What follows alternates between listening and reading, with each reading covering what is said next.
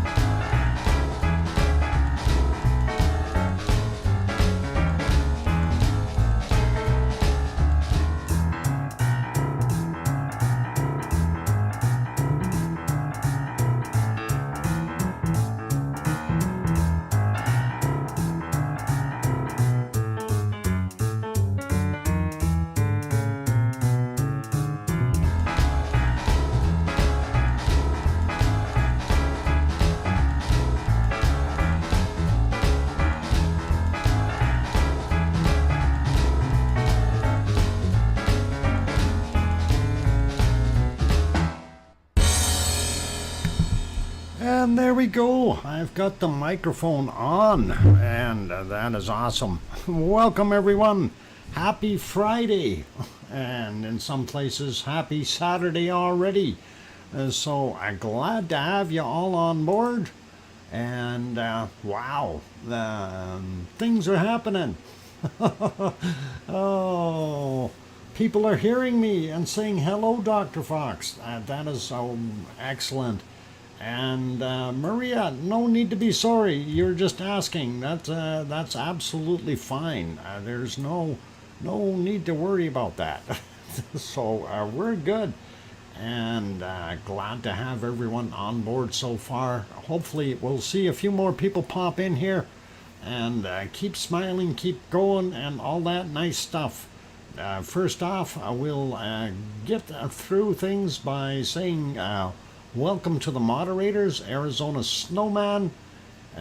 Piggy will likely not be in today.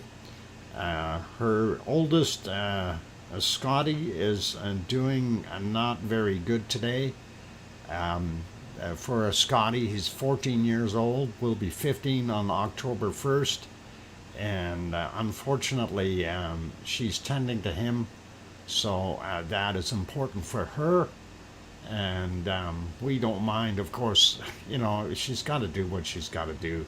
That's basically what we have to look at. So if Piggy isn't here, that's why. She may be lurking in the background a little bit, but we wish all the best for Piggy, and hopefully her dog will recover a little bit, and I keep going. At least get over that 15 mark, and that is actually quite old for a Scotty. 14 is, I think the average age is about 12 for Scotty. So she's kind of worried, but let's see what happens, and it's good. Anyway, welcome everyone. Sorry, I got to keep going here. Welcome also to C&D Boy is also here as a moderator, and then we also have Gary probably in the background, 24/7 live. He's at Skies, and hey, I can't respond, but hello everyone. Well, Frank, yeah, hello. Anyway, that is all cool. And we may have others like Lucas and perhaps even Joseph Fields Official and a few others. Okay, I can respond to Doc. Hello, Doc. All right, Frank, no worries, no worries. And that's all good. And speaking of Frank, he got the cookies yesterday. So today it is none other than Kevin Haynes. So Kevin gets the cookies, and I will throw some out there. There you go, Kevin. And that's what I forgot to do. I forgot to put out cookies. Wow, I'm losing it. Gonna do that right now. Fresh lava cookies for everyone. And there we go. I knew there was something missing. I tried to cover all my bases today and just missed a couple. So there we go. Kevin did it and was in first. That is excellent. Anyway, we'll get to saying hello to everyone here in a second or two. Before we do that, I want to go to the weather map, and I want to take a look. And of course, everybody is really curious about what's going on with Sue is out near Halifax, and of course Fiona, the big storm, is coming in there, and we kind of want to look at that for a second. So there's Fiona. And we're going to zoom in on that area just so you guys get a little bit more of an idea of where it's heading. It's likely going to go straight up, or pretty much, and that is what we're going to see. And that storm is moving very, very While the storm is moving along very quickly, but the winds are very, very high. So if we click on wind speeds and just take a look on the inside of the storm, some not bad rates. Looking here on this side, not so bad. Looking here, it starts to get up over 100 kilometers per hour very quickly. If we go to this side, we are seeing winds well in excess of 145 kilometers per hour. So that is what's coming for wonderful Sue. And there's Halifax. So this is the region that Sue is in. I'm not sure where exactly this is going to hit, but it is heading northward, and we hope all the best for all the people there. So that is a very, very strong, powerful storm. Cod fishery not looking safe today, eh? Yeah, Grand Banks closed. I would, as any smart person would say, hey, stay out of there. This is a horrible, horrible storm. And there we see 147 kilometers per hour as far as some of the wind speeds. And there might even be faster stuff in there as well. So just wanted to kind of throw that up there before we get into anything else. And we hope Sue is ready, and everyone else there is ready in the area. And I'm not 100% sure exactly the path this thing is going to take, but it's on the doorsteps. So wind gusts have started. Okay, Sue, you stay safe. I hope everything works out well for you there, and that you don't get damage. But I hope it's all okay. Anyway, wanted to share that with you guys first off here. So that's kind of what we're looking at. If anything out of it though, it's got warmer temperatures than what you got now. So hopefully that'll be okay. Looking at some of them, they are 26, 27 degrees, whereas you're running around 10 to 12 degrees right now. It should warm up, but it's going to be horribly, horribly windy there. Anyway, let's get back over to our other stuff, and of course that did stop on me. Let's restart that. Well, come on, a restart. Oh, there we go. Okay, and we'll let that go for a second while I say hi to everyone. So welcome, and we got Kevin as the first person in, got his cookies, so that is good. It is still a category 4. Okay, thank you, Grandma B. And anyway, we're going to say hi to Maria the Matoma and Mona Alfano, and let's see who else we got. Kevin Haynes, of course. Grandma B is here. Sue Hayes. Sixth Sense. Amelia, welcome Amelia. Glad to have you on board. Dave Kruk also here, as well as Jojo 1960 UK. Going up a little more, looking for other names here. King Colin Deadman. Silly to be near it in a boat. Yep, definitely. Unless you like that kind of thing. It is just not good. And going up a little more, looking at, we see Paul Williams is here, Frank McLeod, welcome you guys. John Raper also in the house. Did I say Paul Williams? I think I did. Going up some more, and I'm trying to find some other names here. And who do we have? A lot of chatting going on, which is always good. And trying to find some others here. Going up, going up, going up the list. And Tetra, welcome back, Tetra. Glad to have you in the house.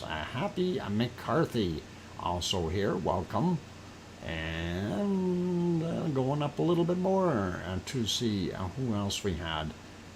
We got Paul Williams. I know Kevin Williams is also here.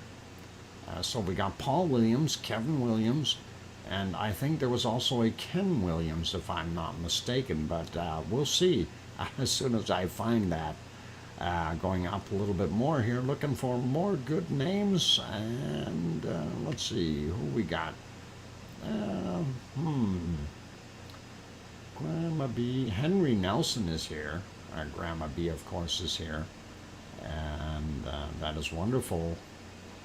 Going up some more here, I'm looking for more names, and sometimes it's when they're chatting so much, it's hard to find the other names.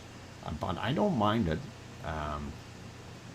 Satronix, welcome back, Satronix, and thank you for renewing your membership. That is awesome.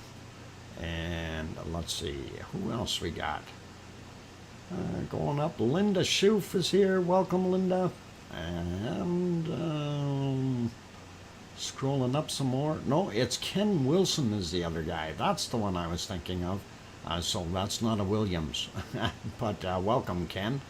And going up a little bit more, looking for more wonderful names. Sliding up, Arliss Scott. Welcome back, Arliss. And going up a little more, looking for more. OFU Lux from Luxembourg flew in with his special little spaceship, and I like it. Anyway, I'm all the way to the top. I'm going to go back all the way to the bottom. Ken, yeah, I'm sure you have been called worse. No worries. Raymond is also here. Welcome, Raymond. Glad to have you back on board. And I think, Leo Carlson also here. Welcome, Leo. Glad to have you here.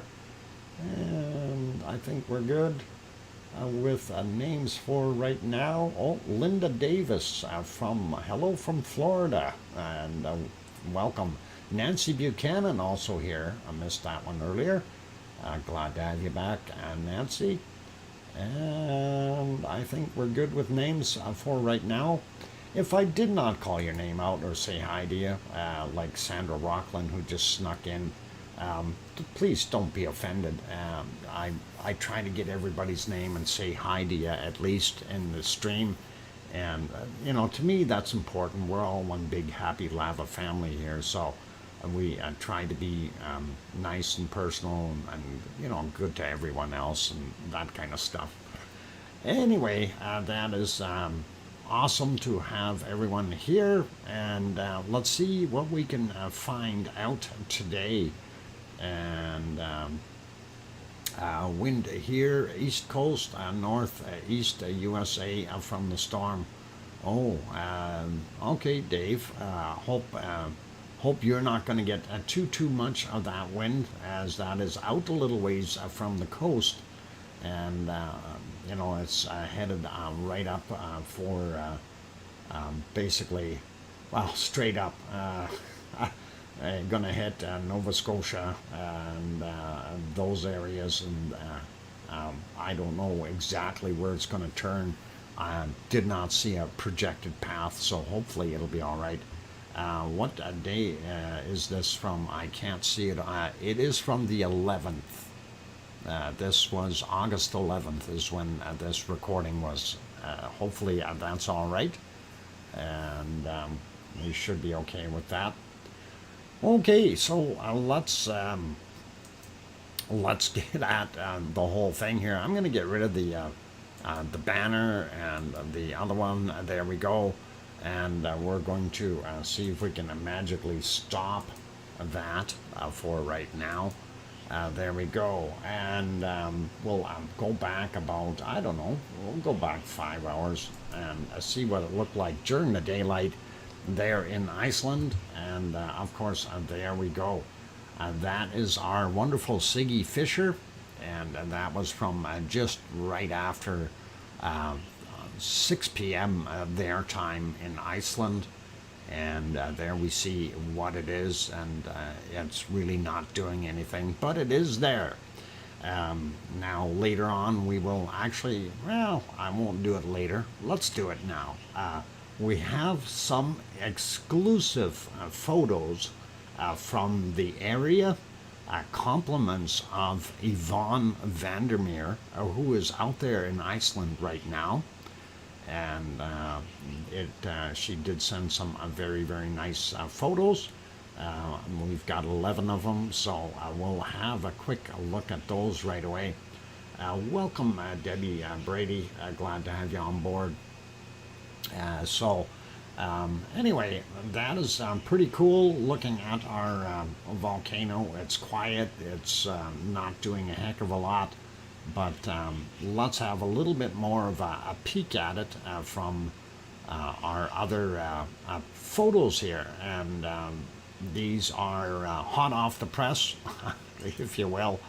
And of course, they are courtesy of Yvonne Vandermeer. And this first one here is actually the lava flow from Ragnar. And if I should have got my whiteboard working here beforehand. I was thinking I was going to need it, but we'll see. Over here, whoa, I got to change color. Darn it. Let's make that a bright yellow so we can see that. We'll clear it. And there. That guy over there is Trail A. And this is the berm here. Right there. All the way across. And that is, of course, the little bit of spillage that came across that berm. Anyway, the trail, of course, goes up the hill here, and you wander back and forth and kind of go back and forth to get up to the top. So that's kind of the first one, and that looks pretty cool. So let's get to our next picture, and this is once you get up to the top of that hill, or pretty close to it, and there is Ragnar. And of course, a view of Geldingadalur, the valley itself. So pretty awesome, and I kind of like that. That brings back a lot of memories. Actually, that's Anthill, Theater Hill, and there's Ragnar. Sorry, I should have been a little bit more precise here. But there's Ragnar. This is Theater Hill, so we'll mark it with a T, and we'll mark this one here as Anthill, as we called it or nicknamed it, and this is Ragnar. So that's what we've got there, and pretty cool.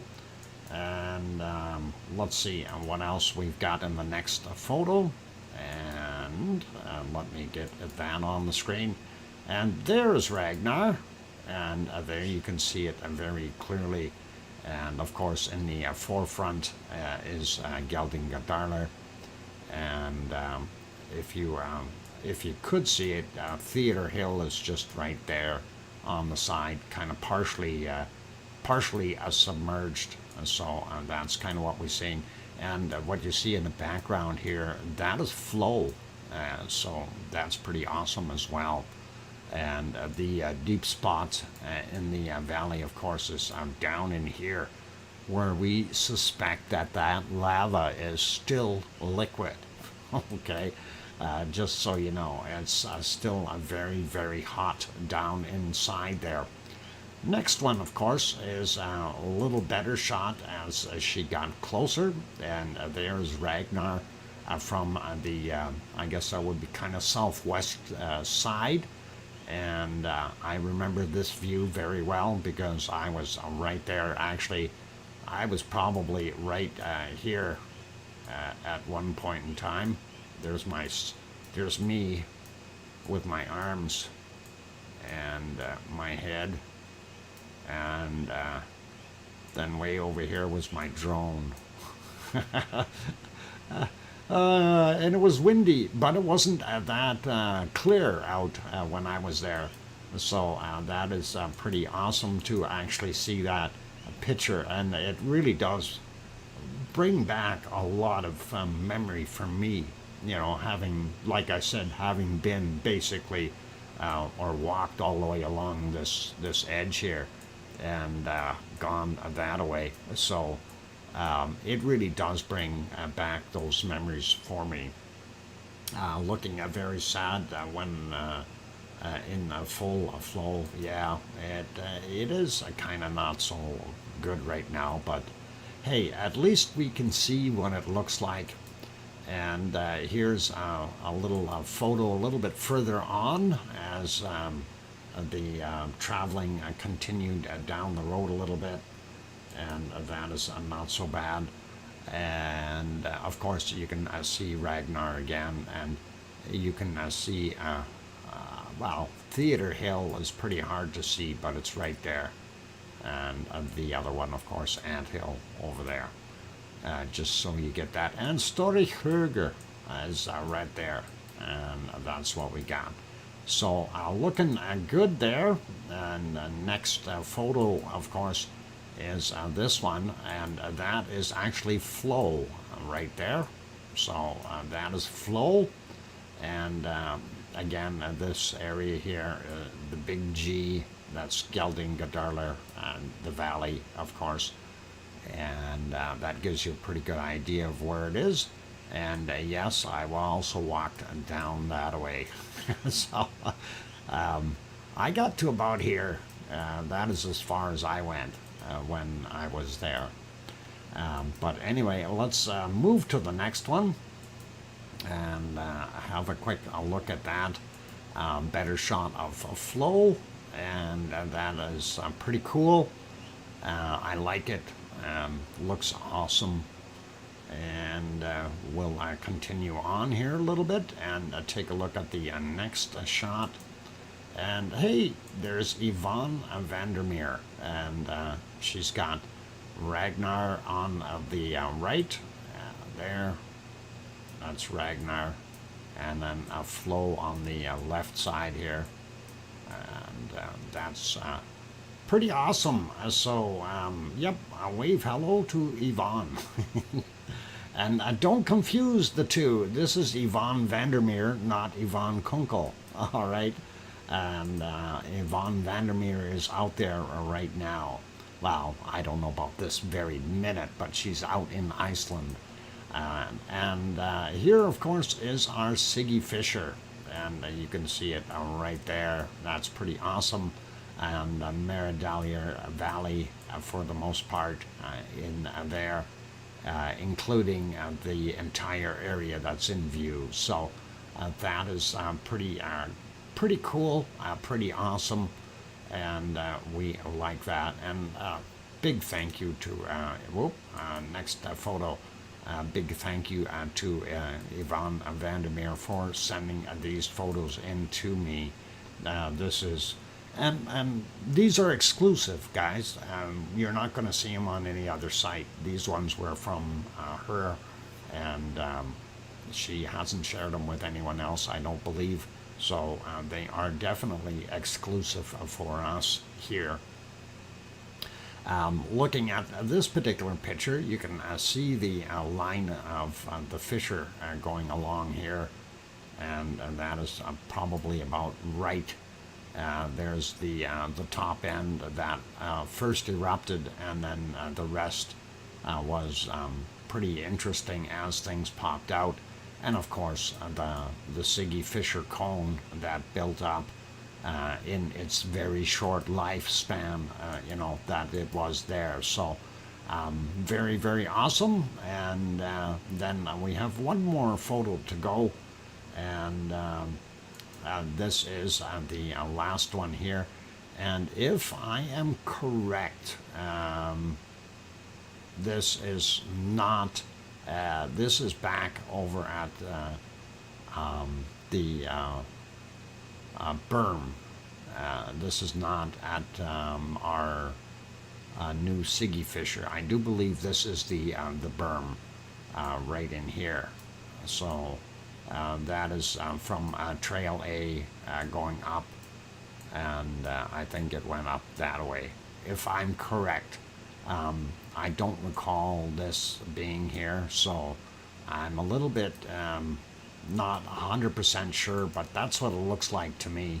because of the big climb up here, and that's where people were going. So hopefully that makes sense. Hey, aloha to Kathy, welcome, and Colin is here as well. Welcome, Colin. And let's see, did I miss anyone else sneaking in the door? We got Raymond. Sharon Stewart is here. Welcome, Sharon Stewart. And I think we got all those good people. Hopefully, just scrolling up a little bit to check. I'm in my car waiting for my dinner to be delivered. I'll be unavailable until I get home. Okay, Nancy, no worries. I hope you get home safely with your dinner, and then you can tell us what you bought us. Anyway, I just thought these were awesome, and it was an excellent thing to be able to share those. And a big thank you to Yvonne Vandermeer for sending these out. So these are, what's that? Mona Alfano says, so Yvonne's photos are not shareable without permission from Yvonne Vandermeer. I would ask her for permission if I were you. I can't openly just say, hey, use them, but, pardon me, if you talk nice, she's a good person, she may be willing to share some of them with you, or if she does happen to pop in and she says it's okay, you can always email me, and if she gives the okie dokie, and I could send you the pictures as well.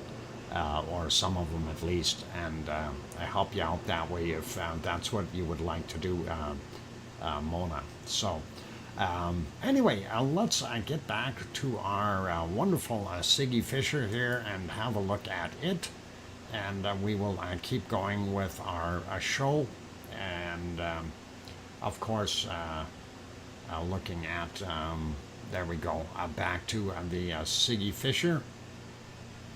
And we'll pop over to the harmonic tremor chart first, actually, I think, and take a look and see where that's at.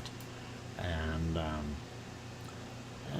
let's get on that map. There we go, on the Fisher.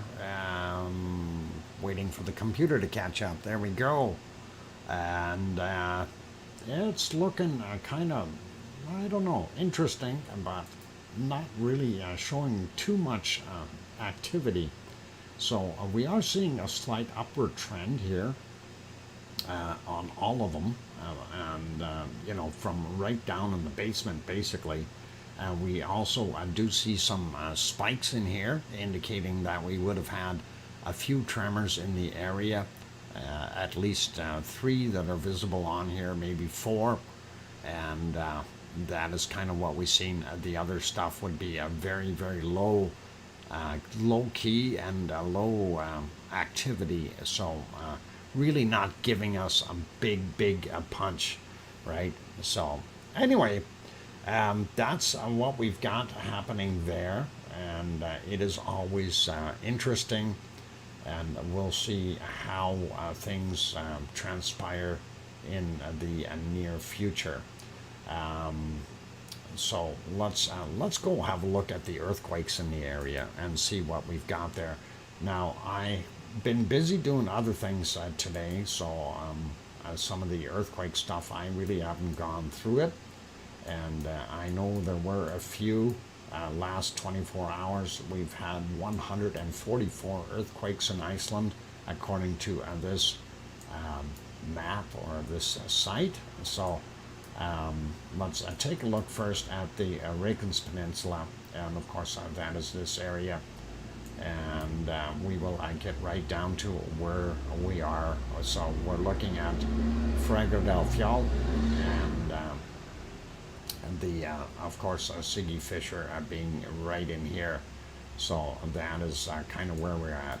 And very small ones in the area, nothing major. A 0.14, that's actually from yesterday, 2357. 4.17 kilometers down for that guy, and then a few others in the area from 1308, 0.37. That's only 2 kilometers down, kind of interesting. This one from 1021, 0.05, very small, 2 kilometers down, or 2.1.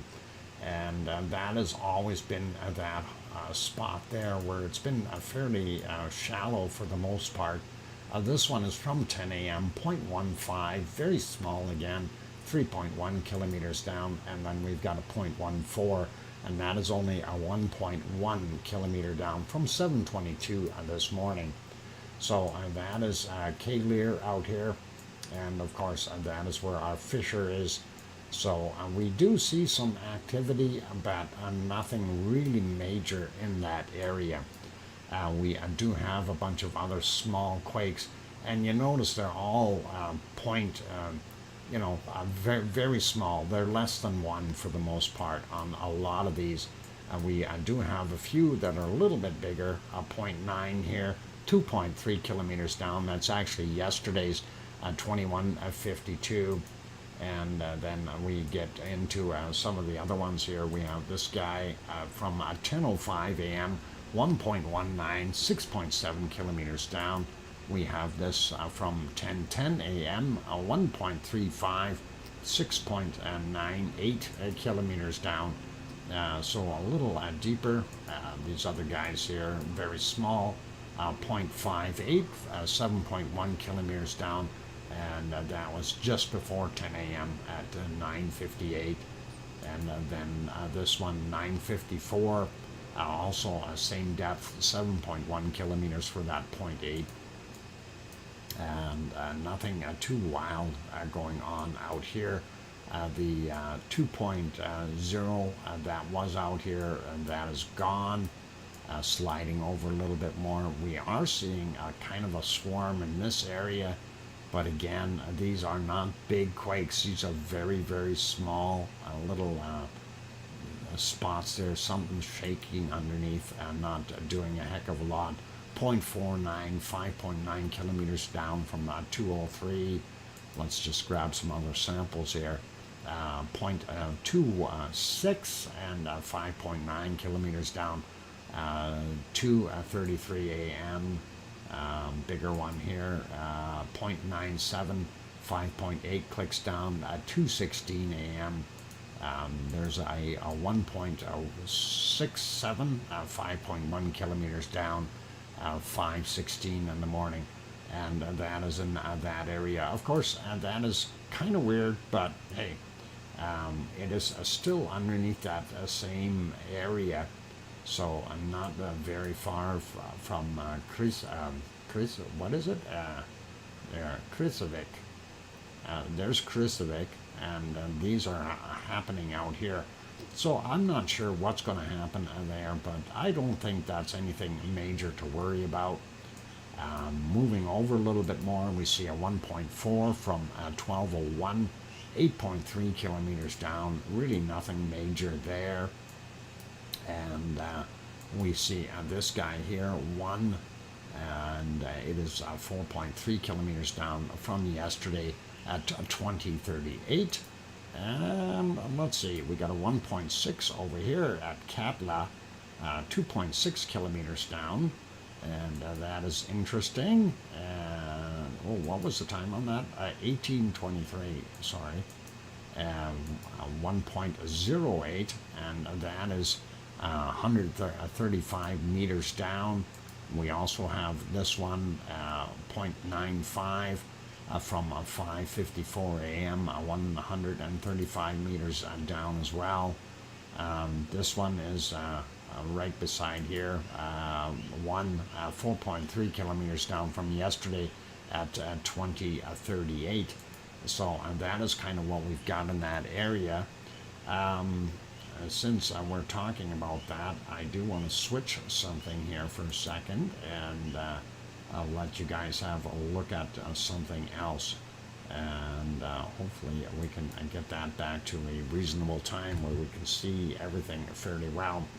Okay, this was what Sue had sent me, and this is one of the other live streams, and called Live from Iceland.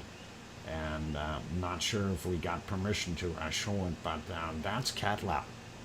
Okay, and just so you know, and the ice-covered Katla is there. So if it does go, we may have the ability to be able to see what is happening if it does pop, and that is a pretty awesome shot, and that is from about 7.5 hours ago. Just so you get the idea. I don't know what it would look like right now. This is the nighttime scene. Yeah, so nothing visible during the night, but if we go back, like I say, about 7 hours, we can see what's going on there. And it gives you a pretty good idea. So at least we have that.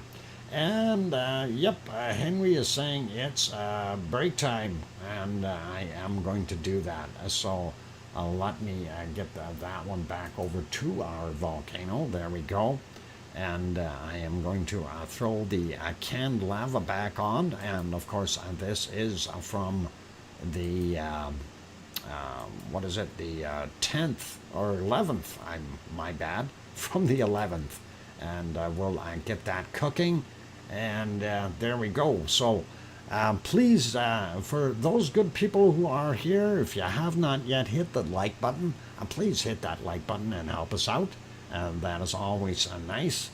And also, if you're on the sidelines and you wanted to get in here and chat a little bit and stuff like that, please, by all means, give it a quick shot on the subscribe button. And don't forget to hit the bell notification while you're there.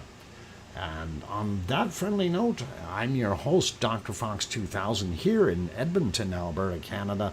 And I will be back in about 5 or 6 minutes. Gonna take a little bit of a break. So keep smiling, play nice, and try not to throw any lava at each other while I'm gone.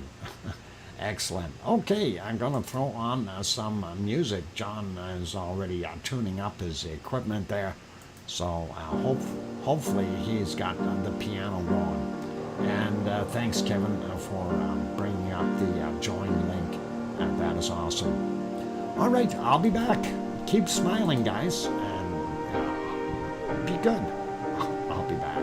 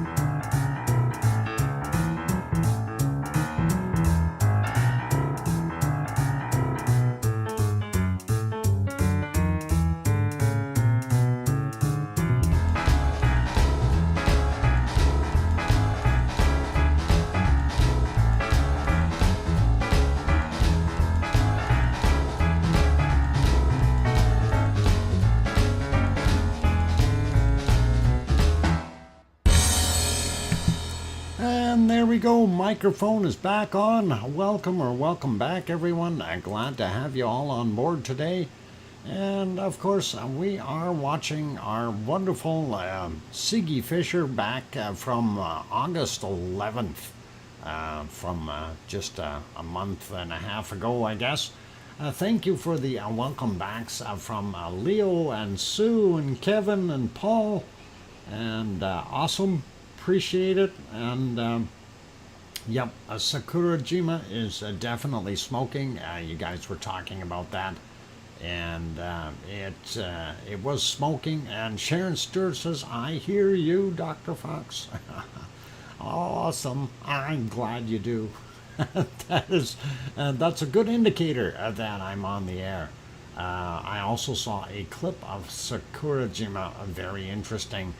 Yeah, there have been a few clips every now and again, and I've missed a few of the eruptions that have shown a little bit of lava, but still, it really doesn't show a heck of a lot, which is kind of interesting.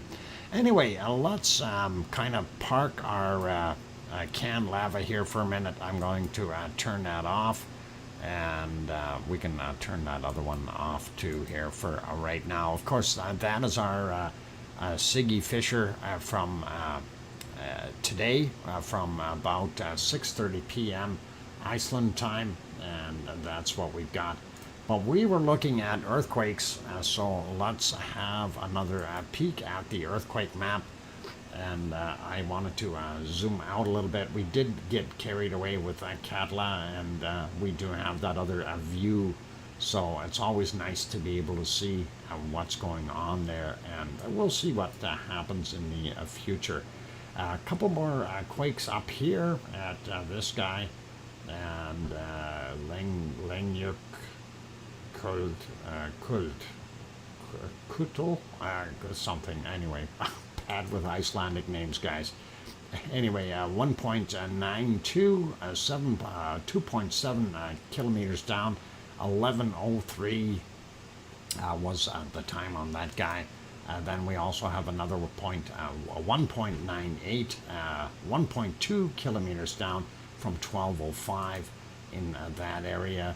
And then also a 1.9 over here, 5.2 kilometers down from 11:52 a.m. And that is that area. Going over here closer to Grimsvatn, and there's Bardabunga right there, and Grimsvatn right here. Little guy, 0.7 kilometers down, so not very deep. Was actually yesterday's at 22:05. Moving up a little bit more, this is Astja, and of course Astja has some different values there as well. 0.96 from 7:17 a.m., 5.2 kilometers down, and looking to see what else we've got. This, well, a zero, the freshest one, 21:16 is the time on that, 5.4 clicks down. And then we also have this one here, 0.65, 3.4 kilometers down from 12:31 this afternoon, Iceland time. And that kind of gives you a good idea of what's going on. There's some more activity here, and this guy, this is a hot spot here, and usually we see him all the way around this guy. And anyway, 1.45, 5.1 kilometers down, 9:01 a.m. for that one. And then he had a couple friends here, 9.2 kilometers down for the 0.54 from 11:14, and the 0.42 is 6.1 kilometers down from 9:09. Let's slide up a little bit more where our interesting pile is, and it's starting to ease up in here, so that is actually really good. Biggest one out of the batch here is this 2.91, 10 kilometers down, 9 a.m. was the time on that guy. If we look at some of the other ones, I should grab this 1.5 here, 10 kilometers down as well. 14:19 was the time on that. This 1.3 up top here, 12.7 kilometers down, from yesterday at 2308. And then what else we got in here? Just looking at some of the larger ones. A little bit older, that is yesterday's, no, today's 21 minutes after midnight for that 1.9, but also very deep, 14.2 kilometers, I mean. These should be more shallow here. No, I guess they're not. 0.96 from 3:53 a.m. and 2.0, 10 kilometers down. So if they're that deep, I don't think that is going to show anything popping up. Taking more samples, this is even deeper, 17.1 kilometers down for this a 1.7 from 1837 yesterday? No, today. Sorry, that is today's. Let's see, this one here, this is a little more shallow, 1.9 kilometers down for that 1.2, and then we got a 1.1, very shallow, 0.2 kilometers down, or 200 meters down. I'm not sure if that's going to indicate anything. Then we move off a little bit, again, almost 10 kilometers down for that 1.2 from 1655. Let's grab this guy here. 1.5, 10 kilometers down from 1808. And, you know, that gives us a pretty good idea of what is going on in the area. We see some of those. Older one here from 517, 2.1, and that guy is 1.1 kilometers down too. But we have not heard of any submarine eruptions in that area. This is the island of Grimsey right here. And there you go, and kind of gives you a pretty good idea of the location of those quakes. So that's what we've got, you guys, and we're not seeing a heck of a lot else out there. Let's see if we can see what this map has. I don't think there's anything further out. No, not on that one. And if we slide over here, it only shows this as the red one here. Which we already looked at, and then down on the peninsula, Reykjanes Peninsula, very quiet for the most part. I do believe we looked at that 1.7, and that is near Krusevik, and that was 5.1 kilometers down from yesterday, 23:16. So that gives you a pretty good idea there. Sorry guys, I need to get to my bed, so good night everyone tomorrow. And John, good night, and take care, all the best to you. And remember, tomorrow's Saturday, so the stream starts earlier, okay, just so you know, well before bedtime. At least we're hoping. And let's head over to Sicily and take a look and see what Mount Etna is doing. And oh look, there's stars in the sky. We see the up in the top left hand side, we actually see some stars twinkling. Really awesome to see that. If we get to the right screen, we can go back a little ways. And yeah, it gets dark much earlier there, which makes things even more difficult to check things out. Anyway, that was from 1918 in the evening, so 7:18 for those guys, 7:18 p.m. roughly. What is that? What it looked like?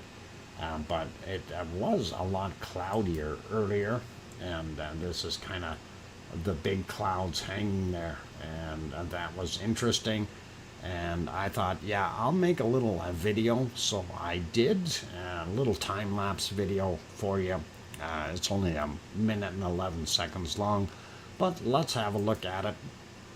And that is what it looked like when I started that video, and we'll let it go. Play. Yeah, come on, you can do it. There we go. And of course this is set at 64 times normal speed, so the clouds really aren't moving that fast. They were kind of hanging there, going slow, but over time you see they do dissipate a little bit, and then you get to see the actual Mount Etna hiding behind it. It does peek out, but that is pretty awesome. And there you go, Mount Etna. And you see the smoke coming off of Mount Etna off the top vent. So it is still off-gassing, still doing its thing, but definitely no major lava flow or anything like that. And that is what we've got going on. So it looks pretty cool. And that jumped a little bit when the filters changed there for the nighttime view. And thanks, Leo. And that is, like I say, fairly short video as it goes into the darkness. So that's what we were seeing. And that's it for that guy. Seismic activity, fairly quiet. So that is what we've got. Thanks, Raymond. And let's carry on with other ones. And we want to go to next place, of course, is the Azores, since we like to do that. And let me get on to the Azores here. There we go. And unfortunately, we can't see what's going on Pico Island. It looks like it's fairly hazy there. Of course, what we see down below here is the bright lights of the harbor and one of the towns. It does look like it is raining right now. That looks like a raindrop, so that's probably why we can't see it. But typically, it looks like this during the daytime when there's not too many clouds. And there you can see Mount Pico, Mount Montana, formerly Mount Pico, and Pico Island, of course, and then the top top right-hand side there, you can see the island of Fayal Island there. And of course, we are on the island of São Jorge, or São Jorge, if you want to say it in Portuguese. And that gives you a pretty good idea of what's going on. And that is the present view right now. It's just a few minutes before midnight there, and 23:53 is the time indicated. Anyway, this is that little cove we always look at, looking for how much white water we've got. We do see some drops, raindrops on the camera lens here, so kind of hard to see what's going on down there, but really can't tell right now whether it's rough or not. Moving on, looking at what we have for earthquakes, and we're indicating 3 today on São Jorge, and that is a 1.6 from 3:25 a.m., as well as this 2.0 from 7:53. And then we also have this 1.6 from 15:27, and that is all on the island. Of course, they don't show us the other ones on this map, so we utilize this map here. As soon as I make that a little bit bigger, and there we go. I'm going to refresh this one just so we don't miss anything, because I noticed there was a lot of stuff not there. And let's see if we can get that a little larger. There we go. And we'll get it more centered. So kind of looking for the other quakes around anywhere. We don't see anything. Don't see anything back in here either.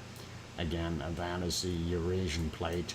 This is the African plate. And of course, that is the mid-Atlantic ridge coming through here. And that's the North American plate. And there's your island of São Jorge as we zoom in and have a quick look. And we see the 3 earthquakes right there. 8 hours ago, 1.6. 20 hours ago, another 1.6 according to these guys. And 16 hours ago, 2.3. Again, the primary uplift was on that side of the island, but majority of the quakes are up here. So very interesting, but nothing too serious. Looking at the depths, 2.3, that one is a little bit deeper. The other 2 were surface, and that is 9 kilometers down for the 2.3. So gives you a pretty good idea of where we're at with that one. All right, that is it for our wonderful Azores. We'll set that back to normal there. And yeah, it looks like more raindrops on the actual camera lens. So that is all right. We know it's going to get stormy there. They do have a storm out there as well in that area. So that is something else that we've got to consider. All right, why am I whizzing around here? And let's see if we can refresh. Oh, maybe we'll hit live and see if it'll go. Oh, just in time for commercials. How about the other one? All right. The other one is showing its true colors, and that is our standard volcano gray. Anyway, let's have a quick peek. All right, so that is live. That is Popocatepetl, and that is located about 70 kilometers south of Mexico City. And that is 1856 is the time on that. You do see it having a little bit of a plume there, going almost straight up, which is kind of unusual. Usually the wind's blowing it off in one direction or another. Let's back up a little bit, and we'll see if we can get how far back can we go. Let's go, yeah, we'll go all the way back here. 11 hours and 25 minutes ago, 6:40 a.m. their time. We don't see as much snow on Popocatepetl, but we do see it is kind of shiny and bright, lit up by the moon a little bit. But there's not a lot of moon left. That is becoming a very, very thin little sliver of a moon. That will be gone pretty soon. Anyway, or maybe it's starting. I don't know if it's waning or waxing right now. But I know it was just a little sliver. But that looked all right. And as we move ahead in time, of course, we always look for that golden time when we have the sunrise first hitting the volcano, and we see that at 6:52 a.m. it was continuing to off gas a little bit, not so much. We do still see some stars in the background, so pretty good to be able to see that. I'm just trying to see if there's actually a spot where we had something coming out that was larger, and I don't recall. I kind of scanned through earlier, and I don't recall anything major coming out of the volcano today. So it was pretty quiet for the most part. Not like what we've seen in the last few days here, where it was fairly heavy duty. And I think this might be one of the areas here. 8:52 roughly, if we go ahead by 5 seconds at a time, gives you a little bit of an idea of what it looked like there. And it really wasn't a heavy duty performance, but again, you see the snow line before it was down here, and it's way up high now. So that's a pretty good indicator that things are a little bit more quiet. I think I just found that spot that I wanted to go to, and that is about, there we go, 9:09 a.m. Is what that is. Actually, it was 9 a.m. that started, so that was one of the little eruptions. I was just looking back at my notes here, so it was doing all right, and of course going ahead 5 seconds at a time, but this is just a short burst again, so not anything super weird or wild. And as we carry on during the day, it didn't have too bad of views, of course. Of course, when we can see it, it doesn't perform as much, right? It's like, hey, you're watching me, I gotta behave. But once I get back in the clouds, I'm gonna do things. So right there, you see the cloud? Well, if we go ahead 5 seconds at a time, watch what it does. And you can look in there, you see that gray? It's coming out.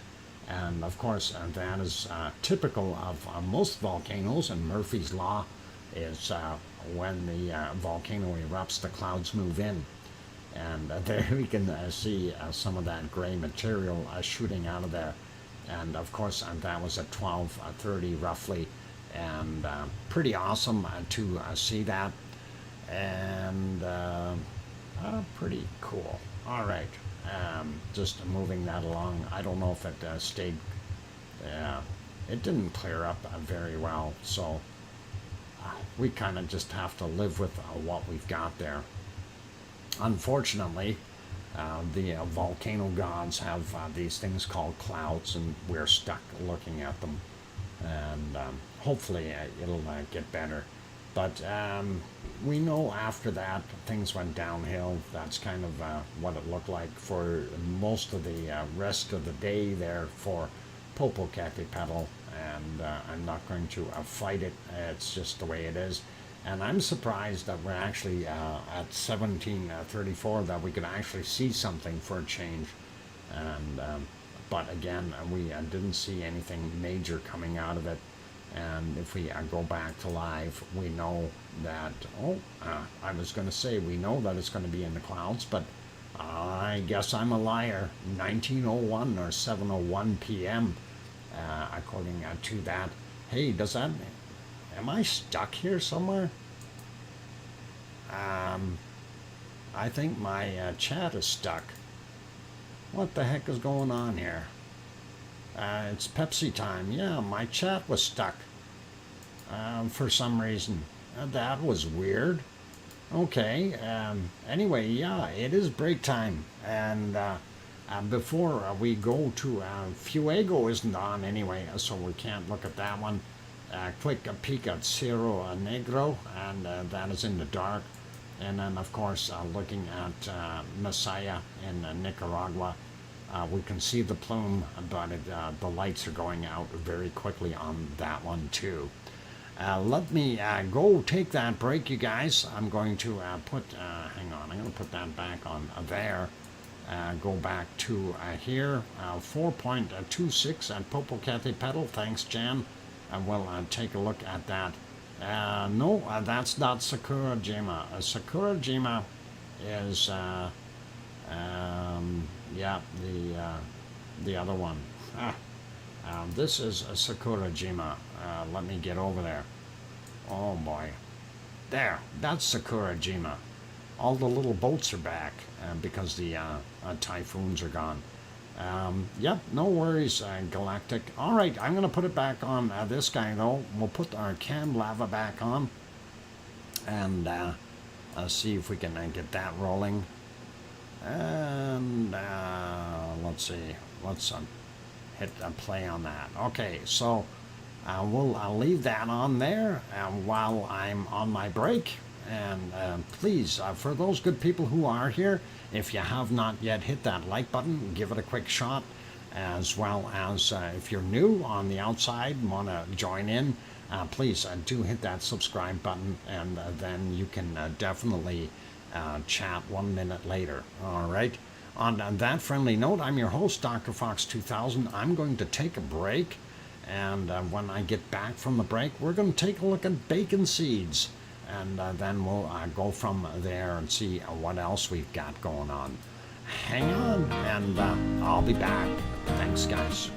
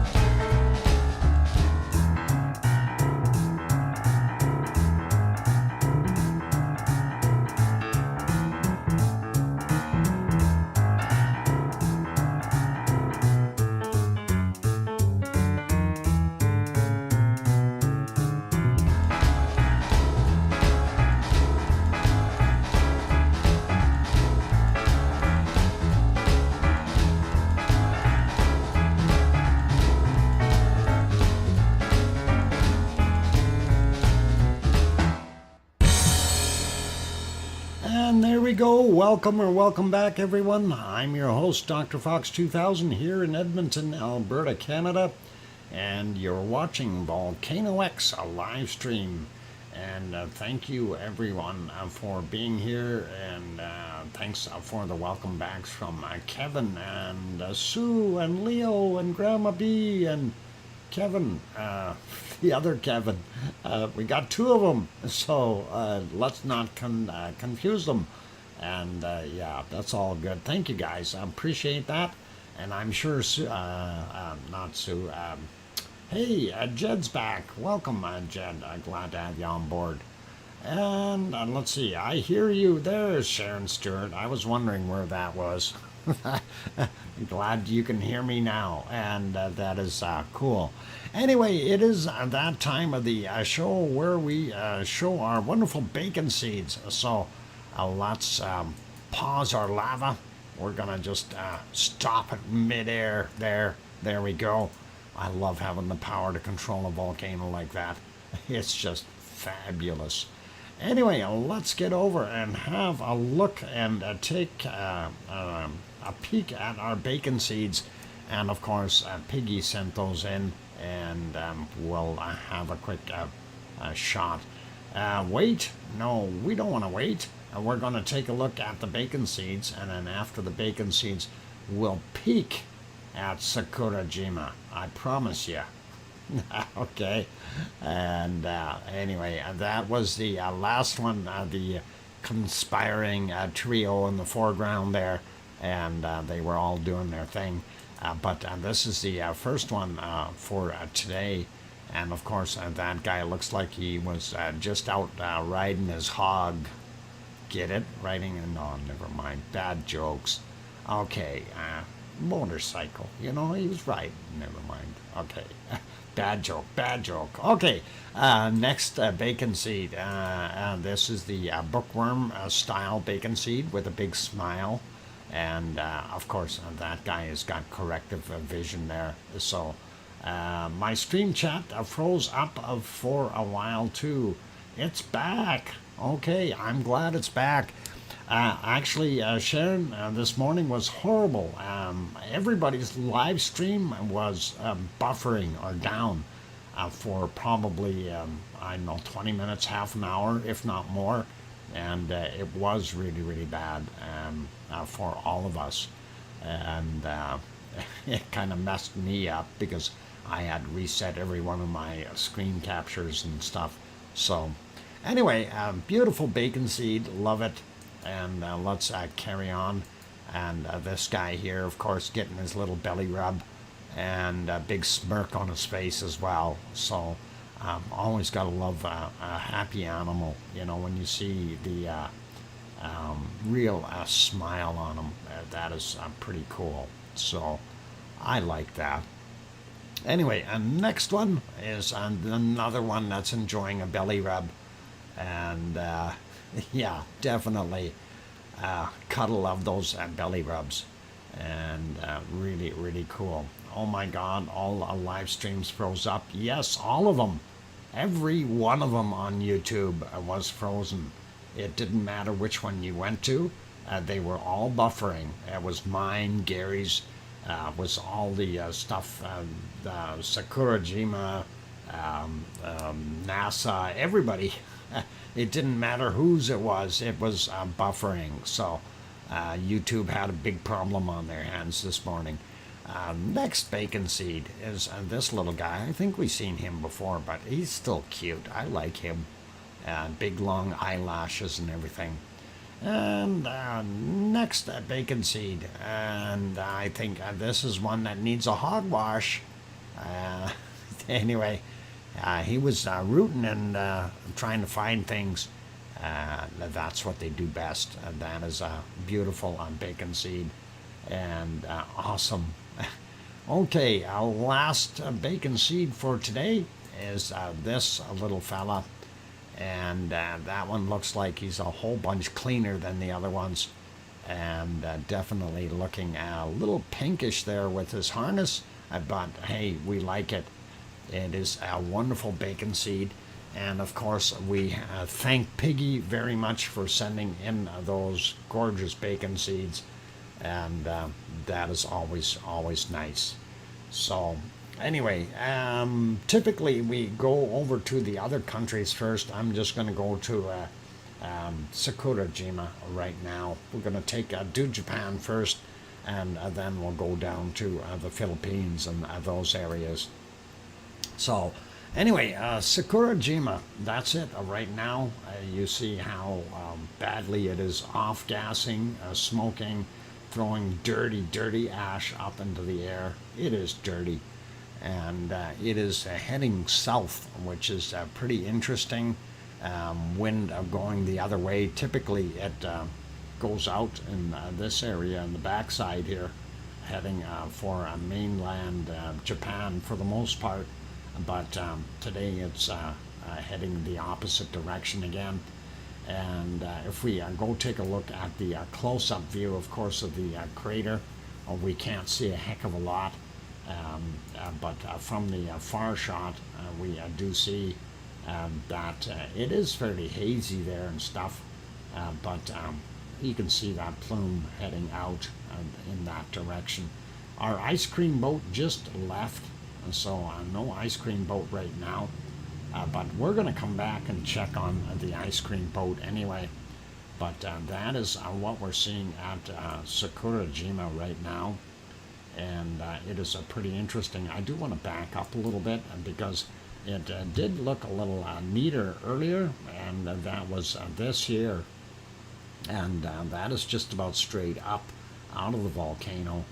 But I never seen any lava. That's the whole thing. You know, no lava coming up. If we go back to about the 3-hour mark, which is just right after dawn, again, we don't see anything. This is sunlight hitting this area, not lava. So that is kind of what we've seen there. But awful dark cloud material coming out. Welcome, Daryl. Glad to have you on board. And anyway, we'll go back another hour or so. There we go. This is 5:17 a.m. And again, you can still see that very dark plume going up. And that is kind of what it was like all night. I was trying to find a spot if we could see anything coming out or glowing in here. But unfortunately not. We do see some stars up there, which is pretty cool. But no glow from the lava that's in there. If there is anything, it'd be very little right here. So hard to see, very hard to see anything. If we go back another hour, about 7 hours ago, this is 2:18 a.m. For that time.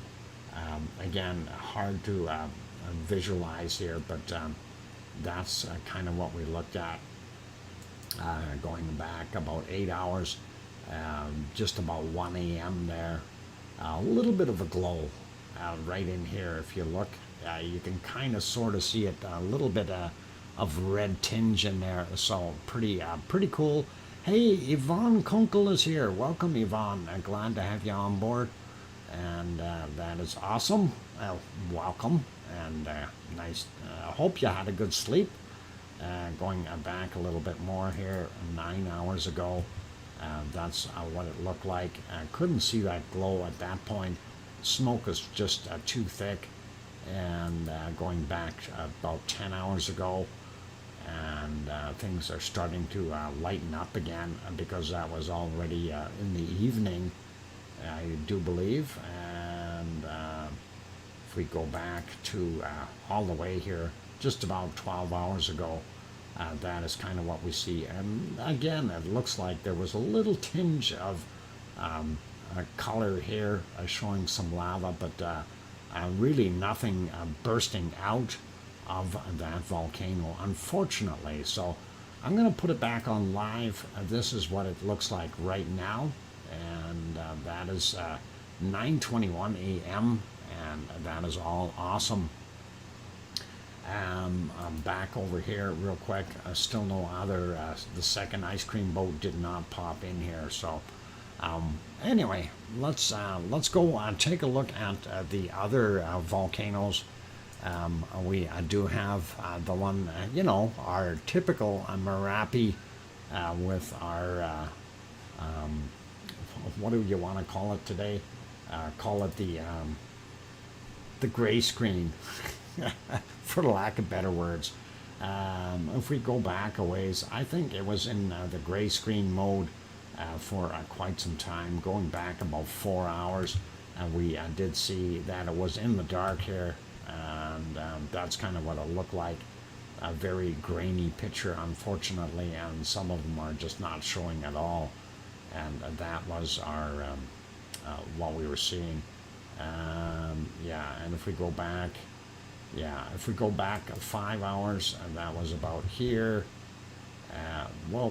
That's too far. If we go right there, we could still see it. But as soon as we got further back, it was just impossible to see.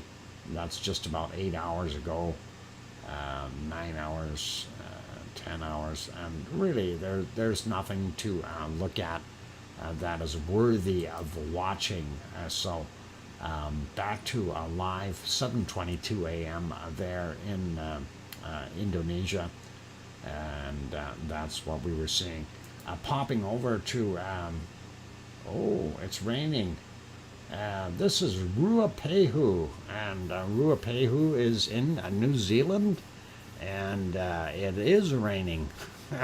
Temperature 11.8 degrees, wind 12 kilometers an hour, and rainy. I see that. That is very astute of them, and that's pretty awesome. We do know that it was raining for the most part, so we're really not going to get a good view of it today. And yeah, I was just checking. I'm going to leave that one be, so we'll put it back to Merapi, and then we're going to go over to Semeru. And Semeru is having some similar issues. Murphy's Law has stepped in and provided clouds for cloaking purposes, but that's okay. We go back an hour, we see it, and there it is. And that is a beautiful volcano. Unfortunately, we didn't see anything erupting out of there today, or at least I didn't when I was scanning through earlier. And we can get into the golden hour, if you will, as the sun was rising at 5:32 a.m. We see the sunshine starting to hit it and light it up, but no output whatsoever. You can see a little bit of a plume here from this angle, but it really didn't do a heck of a lot. And going back a little bit more, there's a couple spots here during the night in between the clouds. You could see the glow, and there's a little bit right there, and there is lava present, but we didn't see anything coming out in any kind of a mass or larger form. Going back to about 7 hours ago, there it is. A little bit of more of a light. The candle is trying to get lit, but it's not working, and that is unfortunate. So I'm hoping that we are going to see something come out of this one day that is really pluming and really doing its thing. 7 hours 44 minutes ago, it was a lot quieter, and again, lots of stars in the background, but not much we can do about it. Right around here, I think this is, from 9:31 yesterday evening, we did see that. So, again, very, very little as far as expulsion from that volcano. Going over to the other ones, here's a problem that we had for those guys. And not sure what we can do about that. That is, of course, what we're seeing right now. If we go back 4 hours, we can possibly see a little bit more. But again, they had really bad weather conditions there. So we couldn't see a heck of a lot of what's going on at Krakatoa or any of the other ones that they were featuring. Even if we go back, about 7 hours, might see a little bit at the 7 hours ago. There it is. Yeah. So we do see a little bit of light there, and here in the Caldera shot, we can see that there is some glow there. So Krakatoa is definitely active. It's just not throwing out major plumes. We do know, though, that there is live lava there doing its thing, and it's unfortunate we don't see too much. I wish they'd move that boat over here somewhere, because that is right in the way of the shot. Who'd park a boat there and put a light on it? Darn it. Anyway, we do see that it did go up and drop back down.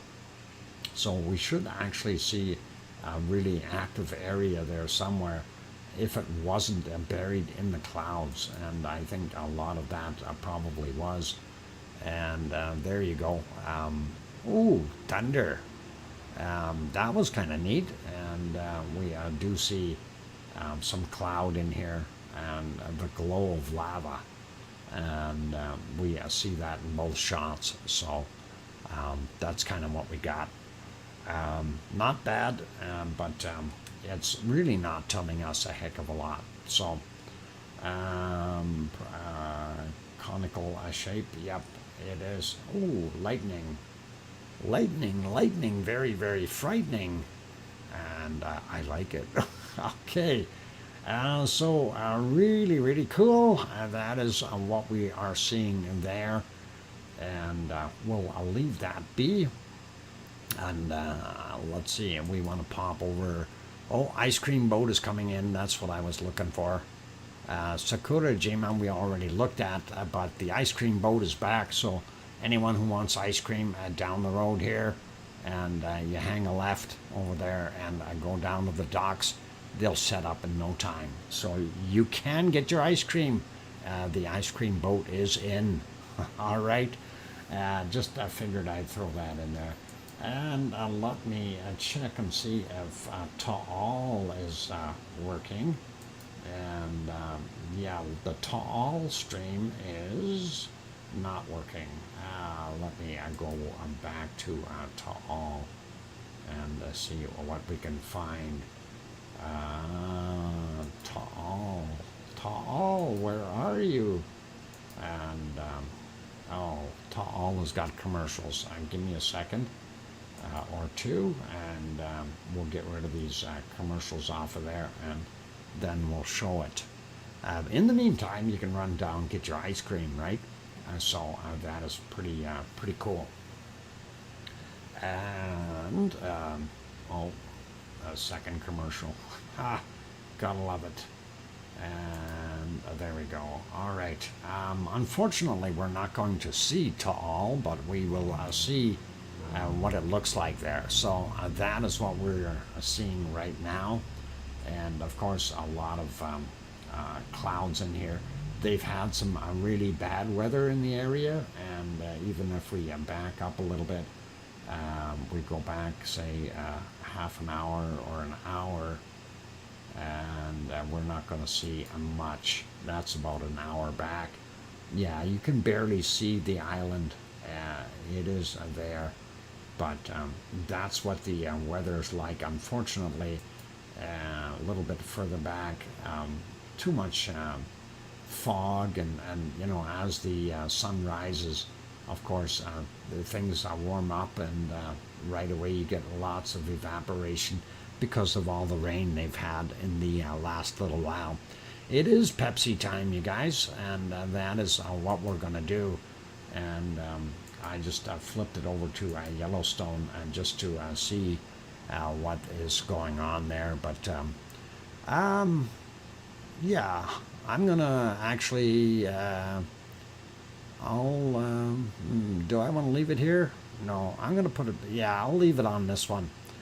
I'm gonna let this one play here, and I know they're gonna move the camera around to different geysers, but that's all right. this is where we'll leave it for right now. I'm going to go take a break. And for those who are here, if you're enjoying the show, by all means, hit that like button. I know we don't have as many people here today, which is understandable. Friday nights, it happens. People are out doing their thing. And Leo just brought up the Jellystone link, so if anyone wants to go to this site, you can actually view this on your own, as well as that site on that same page has a wonderful map telling you where all the different vents are, the active geysers, of course. So on that friendly note, it's time for me to have that break, and I will be back in about 5 or so minutes. Keep smiling, you guys. And geysers, geysers. They're old faithfuls. Anyway, I'll be back in a bit. Play nice with the buffaloes and the Sasquatch when you see them. So I'll be back in a little bit, guys. Don't go away. Thanks.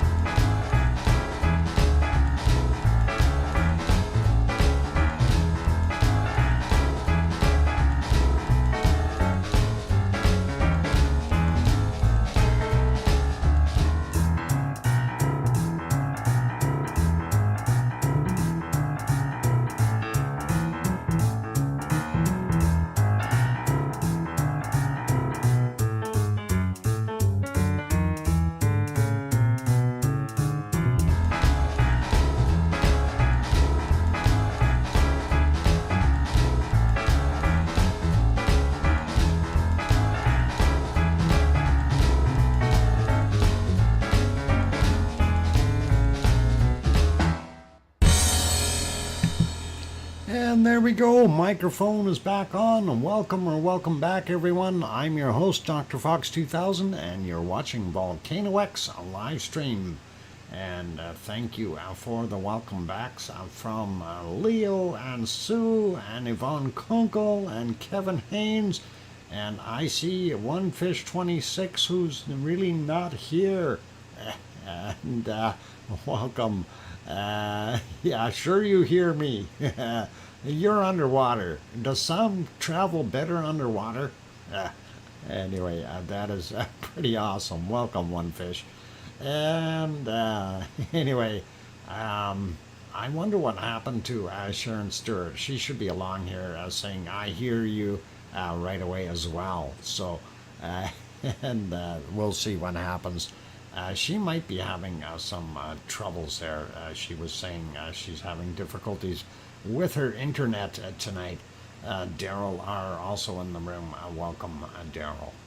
So anyway, yep, on screen we see our wonderful Yellowstone National Park in the United States, and most of that is in Wyoming, a little bit in Montana, and a little bit in Idaho. So kind of in that top corner of those states, or of Wyoming anyway, top corner, top right corner, if you will. And that is what we're looking at, and we'll move over to Hawaii now, since we're already in the U.S. So let's make One Fish happy. We'll swim all the way to Hawaii, and there we go. Let me get on the right screen, and that's good. So at 1756 yesterday, that is the picture I was able to capture. Looks fairly nice, and not bad looking. A little bit perplexed with seeing this drain area out here. And normally we have them along the edges, so to see a lot of bubbling right in that spot is a little odd. And we see that we have kind of a buildup right here as well. And I'm wondering if we had something break off of there, because as I mentioned before, these cracks looked like they were getting bigger, and things were breaking a little bit.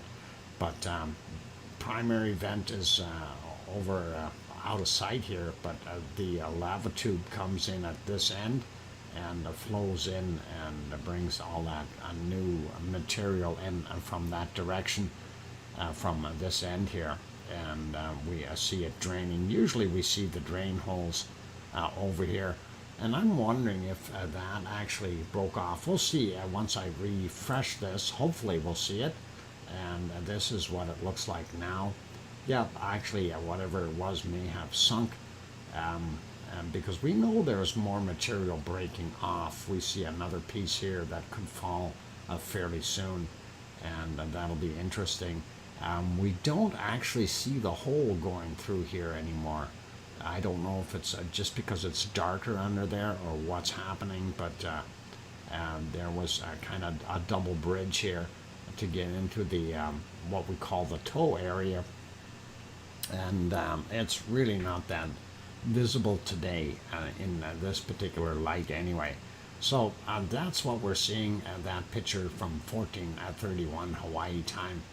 And like I said, these cracks appear to be a little bit more predominant, and there's also a bunch of cracks here, okay, not as big, but that whole area could actually kind of flip and disappear on us one day. We'll see what happens in the future.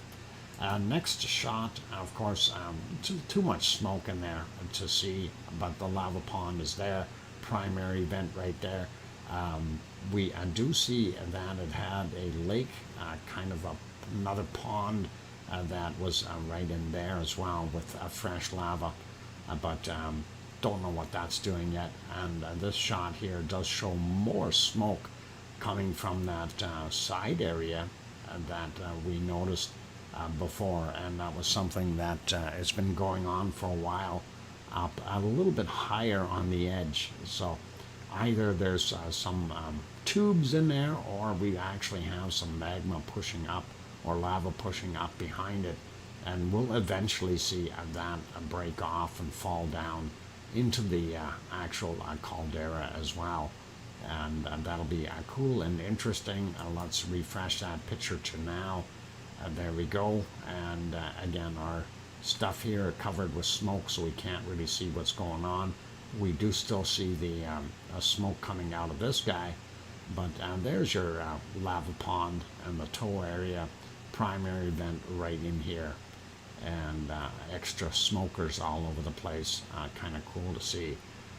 Looking at it from over on this side of the caldera is this next shot, and this was a little bit better looking because you could see what was going on here. I wish it was over just a little bit more so we could see more, but hey, we got to live with it. There's our lava pond, the tow area, primary vent.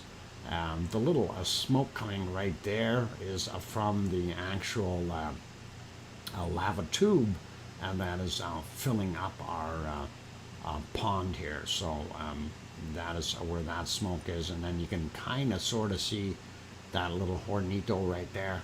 And then, like I say, that's your primary vent. This angle, of course, doesn't allow us to see what's coming up from down below here, and that is unfortunate. But we do see these cracks in the edges, so if we get a good shaker around there, some of that material will likely break off and fall into the caldera as well. Popping into this one, this is the thermal from last night. And you can see there's our little hornito, and that lava tube would be underneath there. You can see how it's glowing. A tow area there.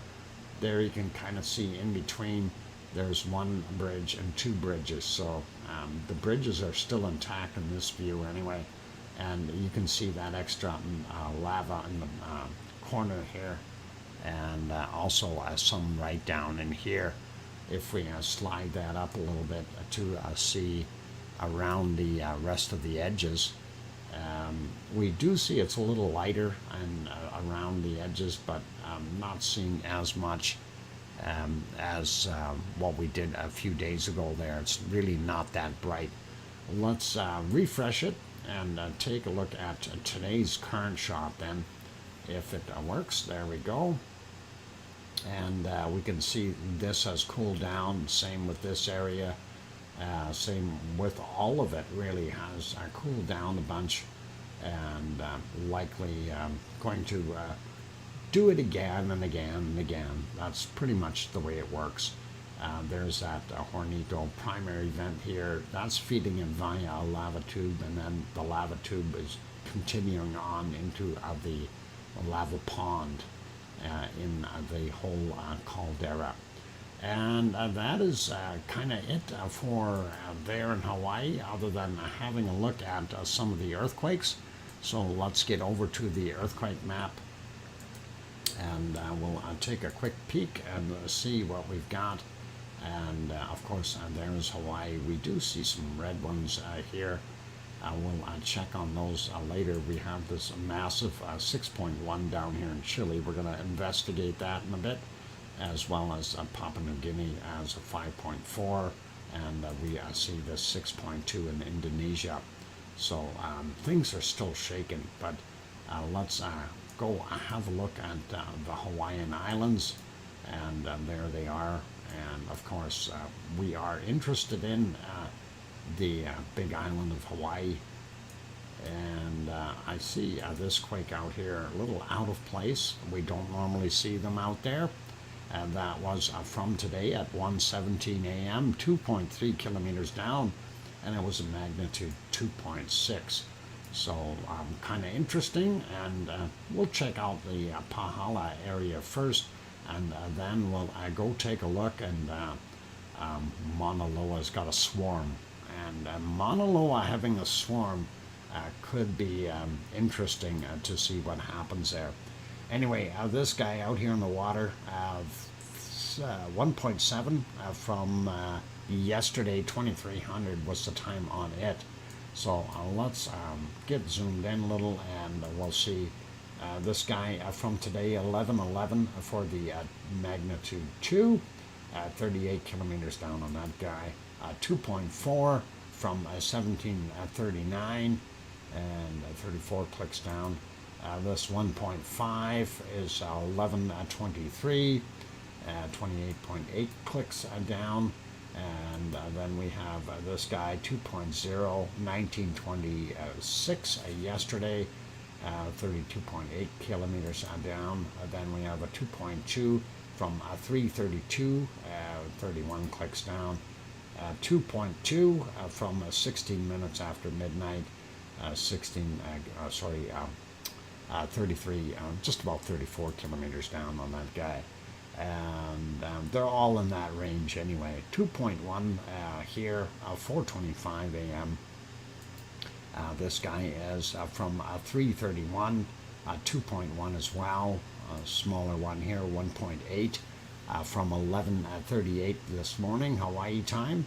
And we'll do this guy first. 2.7, 15:40 was the time on that one. And then we have this guy 1.9, yesterday's from 23:02. And then we have this guy 2.0, 12:17 was the time on him. And this 2.1 from 1711. And then the latest one here showing from 1836, 2.1, 30 kilometers down as well. So that is your Pahala area, and that is pretty normal for what goes on there. Nothing really oversized. I don't see anything over here in Kilauea, but let's have a look and see what the heck is happening in Mauna Loa. Oh my God.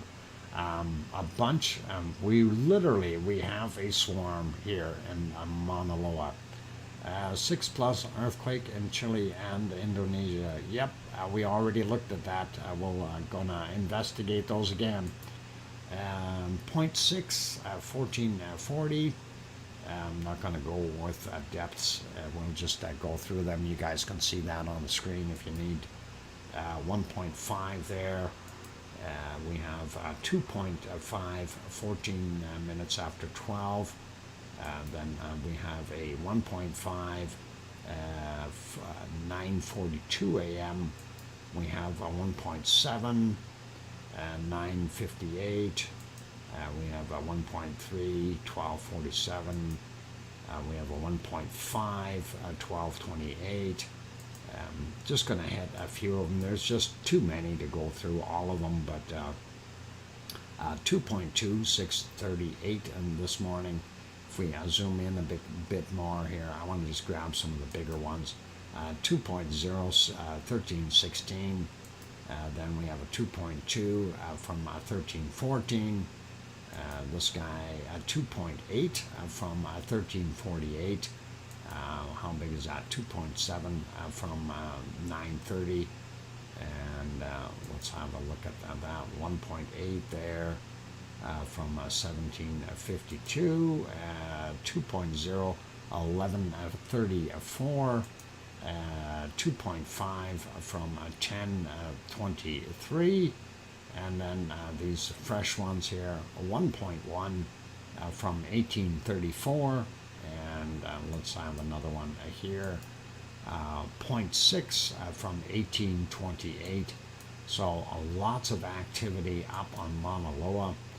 And that could definitely erupt at some point in time. I'm not going to go through the rest of them because that's just too many of them there.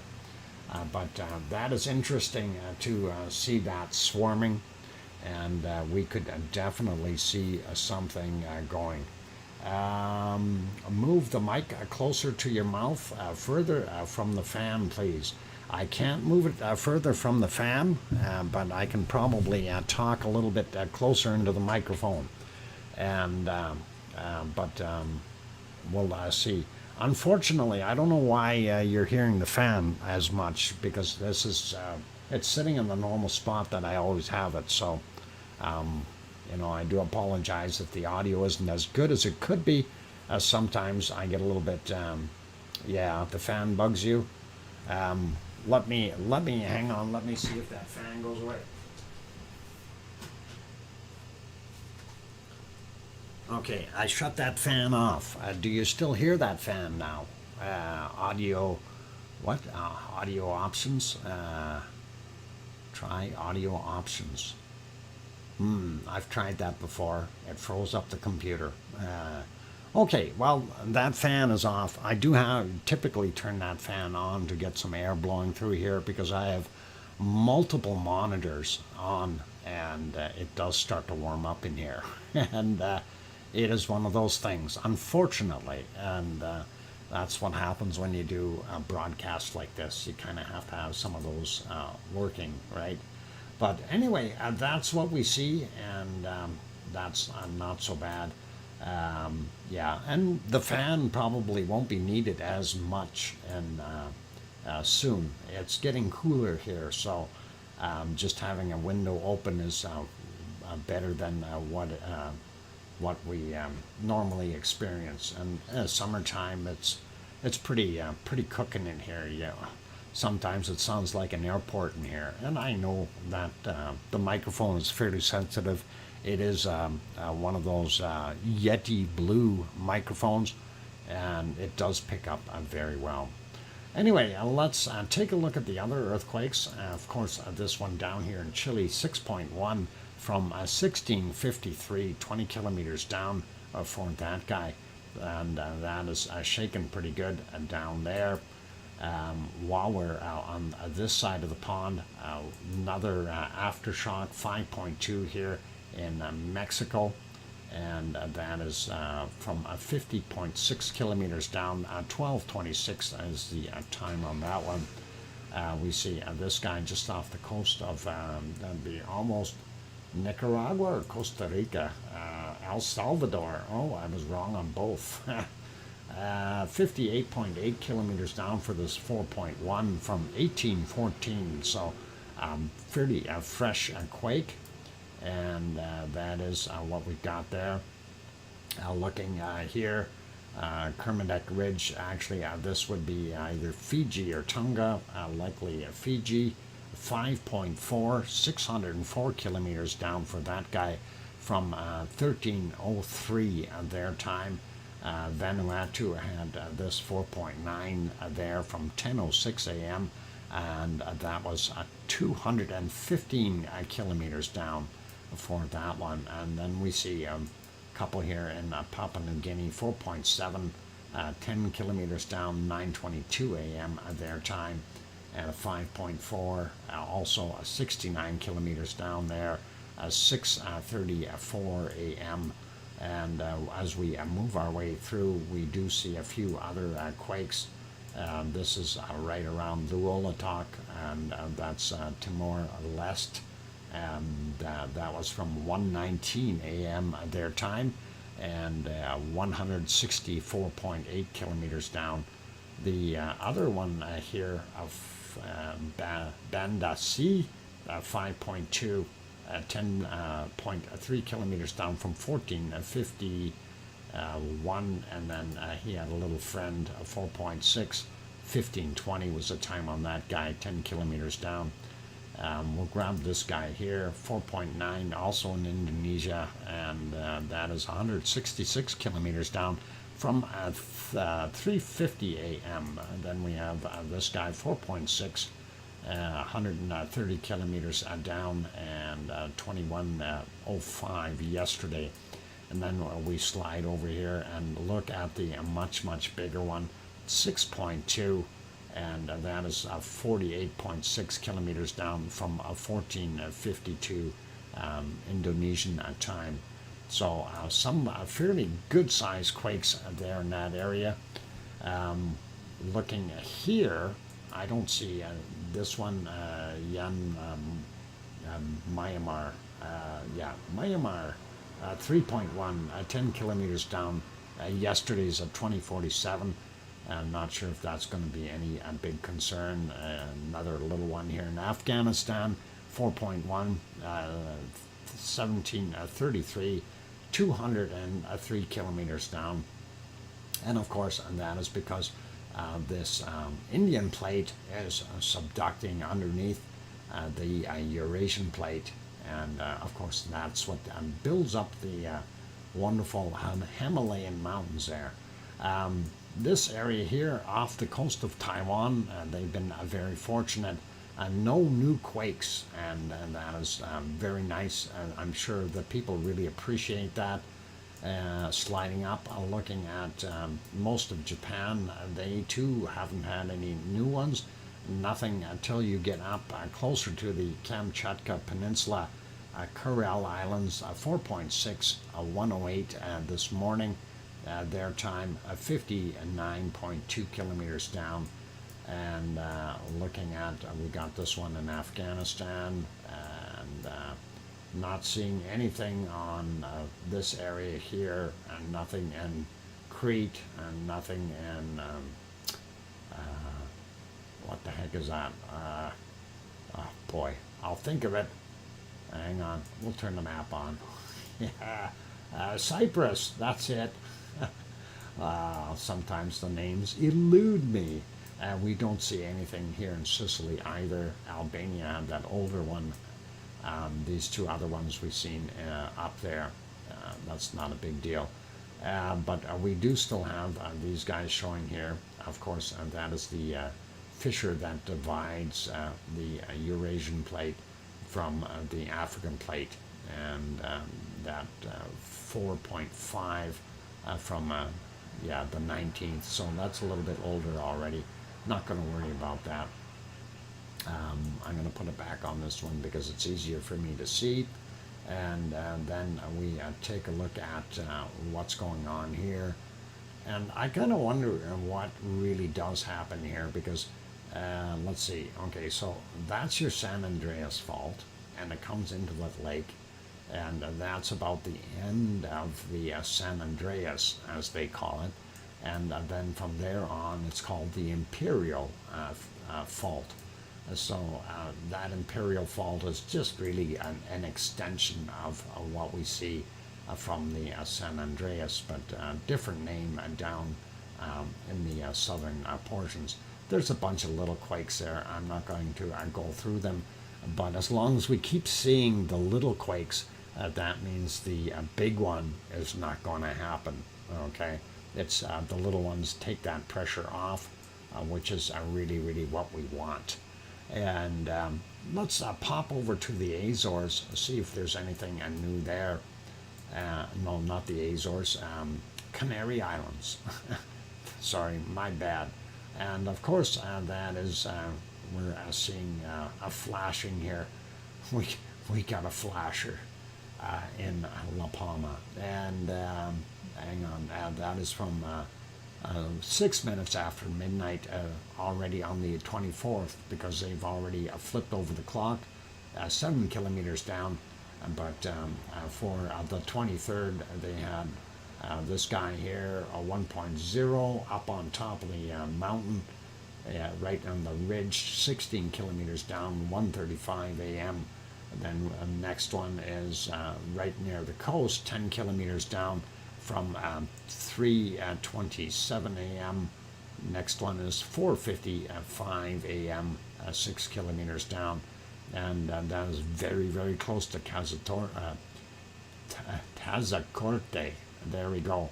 And that is the Yvonne Kunkel's favorite hiding place. And all right, that is, I don't know what just happened there. And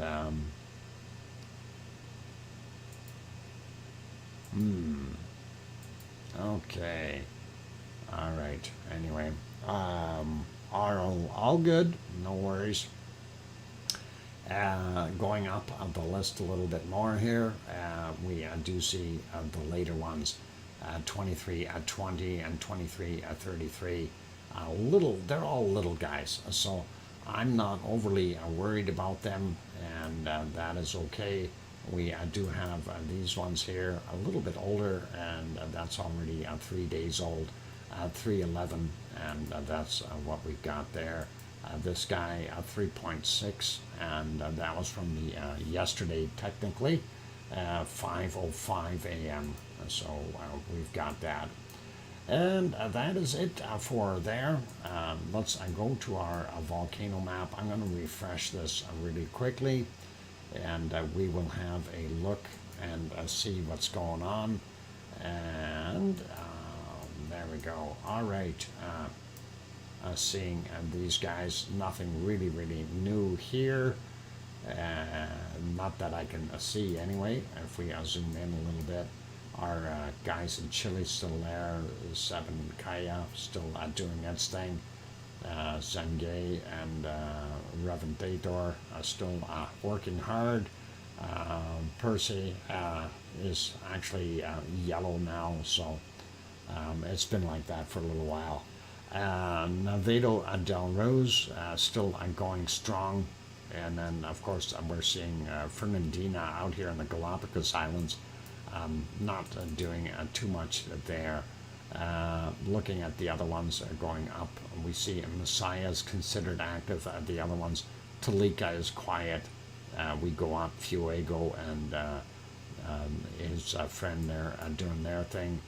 And then, of course, Popocatepetl. And that is all good. And looking here in New Zealand, we do see Taupo, and that is still there, yellow. And of course, we're kind of waiting with bated breath to see what happens in that area. White Isle volcano is still also showing. We see some small quakes there on the Kermadec Ridge. And of course, Tofua there, and Home Reef volcano. That is one that we're going to see what happens. It has done this before where it erupted, and it's my understanding it had erupted, created an island, and then it was kind of thrown back and stopped erupting. All that island it did create got washed away, and then it's trying again. Anyway, American Samoa over here, Ta'u, we'll see if that turns into orange or red in the future. The rest of these are pretty much normal from what we see. Don't see anything really new going at it there. Barren Island still in orange. Going up the coast here a little bit more. Suwanosi Jima and Sakura Jima still a very red. So I lost my... No, not yet, Daryl. Not yet. It's still there.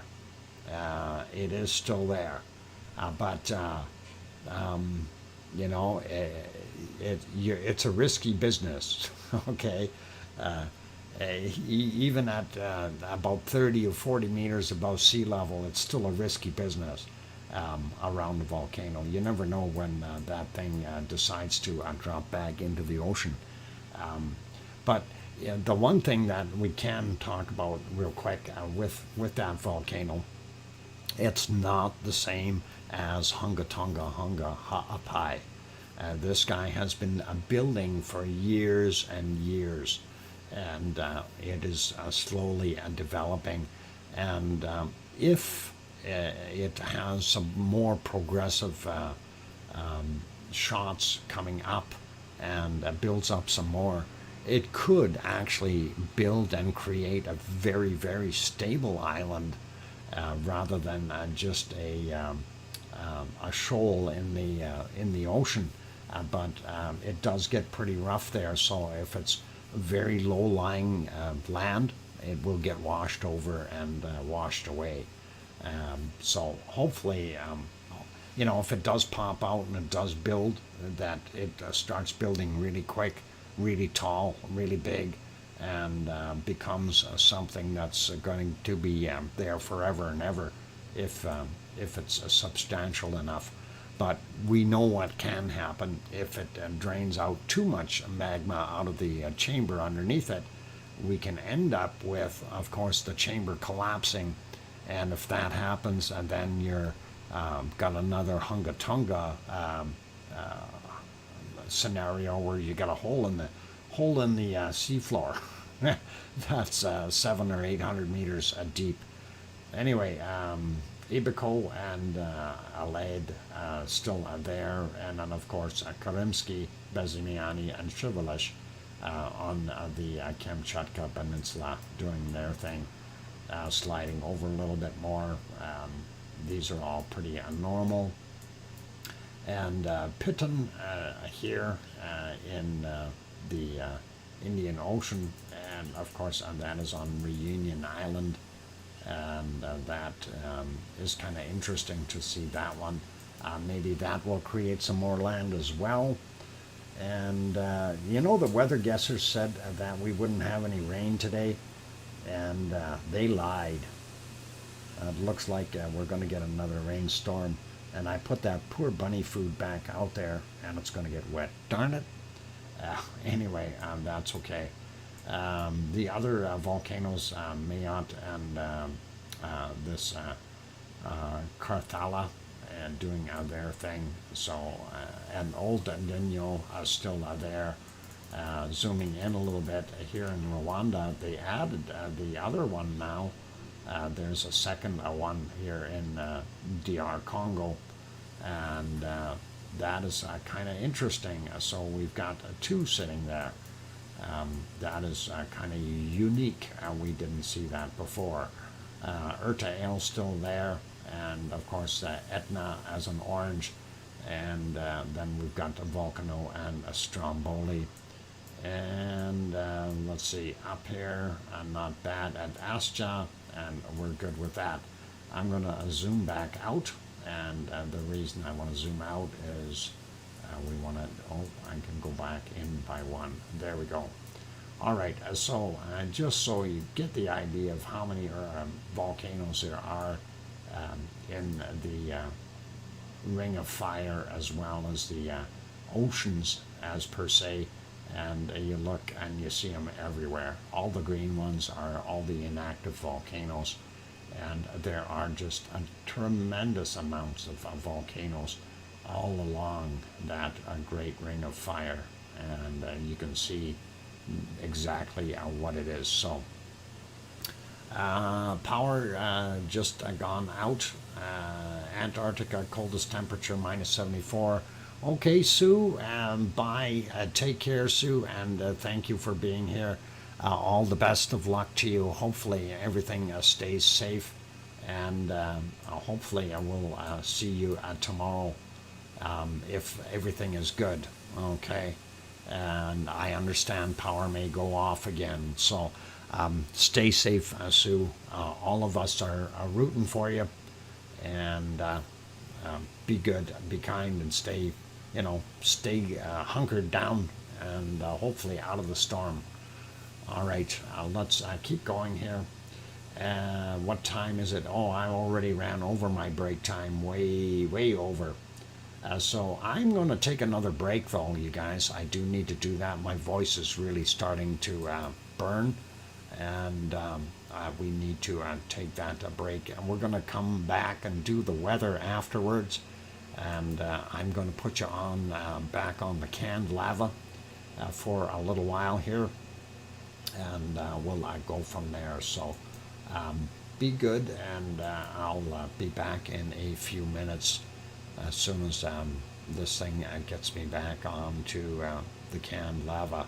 There we go, and turn that on. Perfect. All right, you guys, I'm going to be back in a few minutes. Don't go away. So keep smiling and play nice in the lava. And I'm going to run down and throw that bunny food back in the shelter. So I'll be back. Don't go away.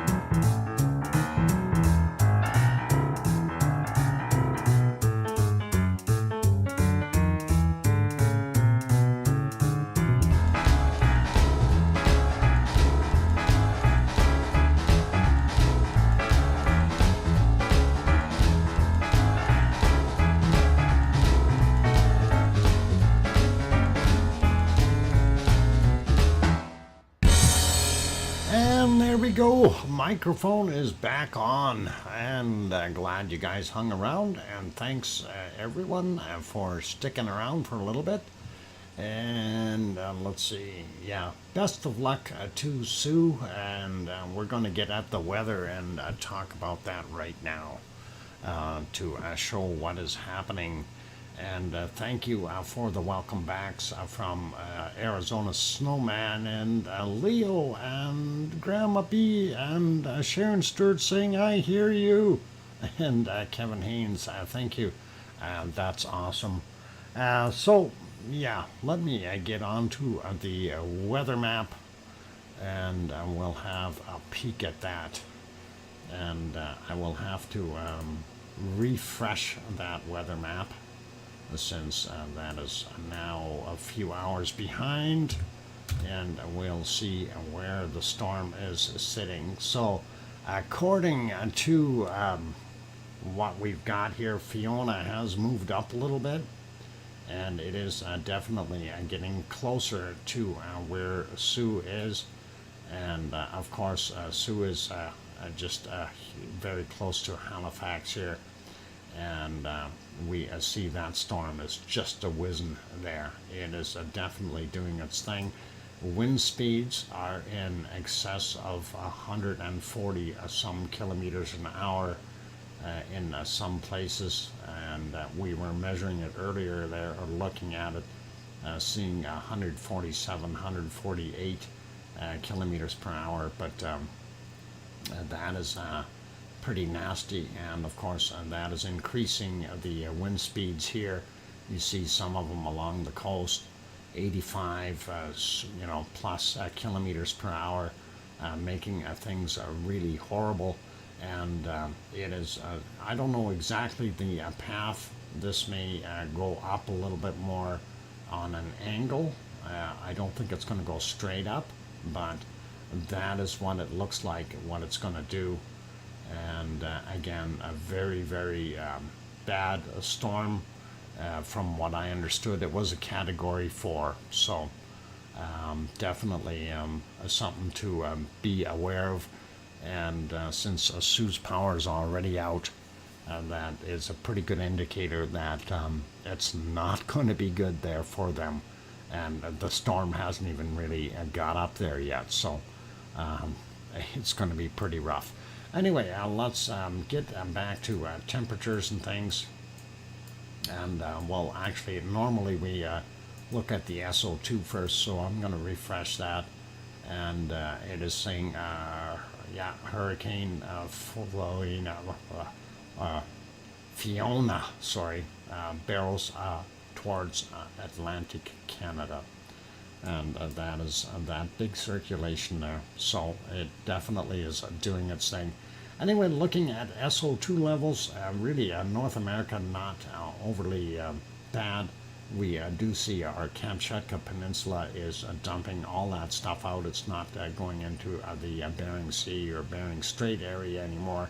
It's dipping down into the Pacific, and then coming up and hitting in some of the Alaskan areas, as well as the very top end of British Columbia, and hitting somewhere around the Queen Charlotte Islands here.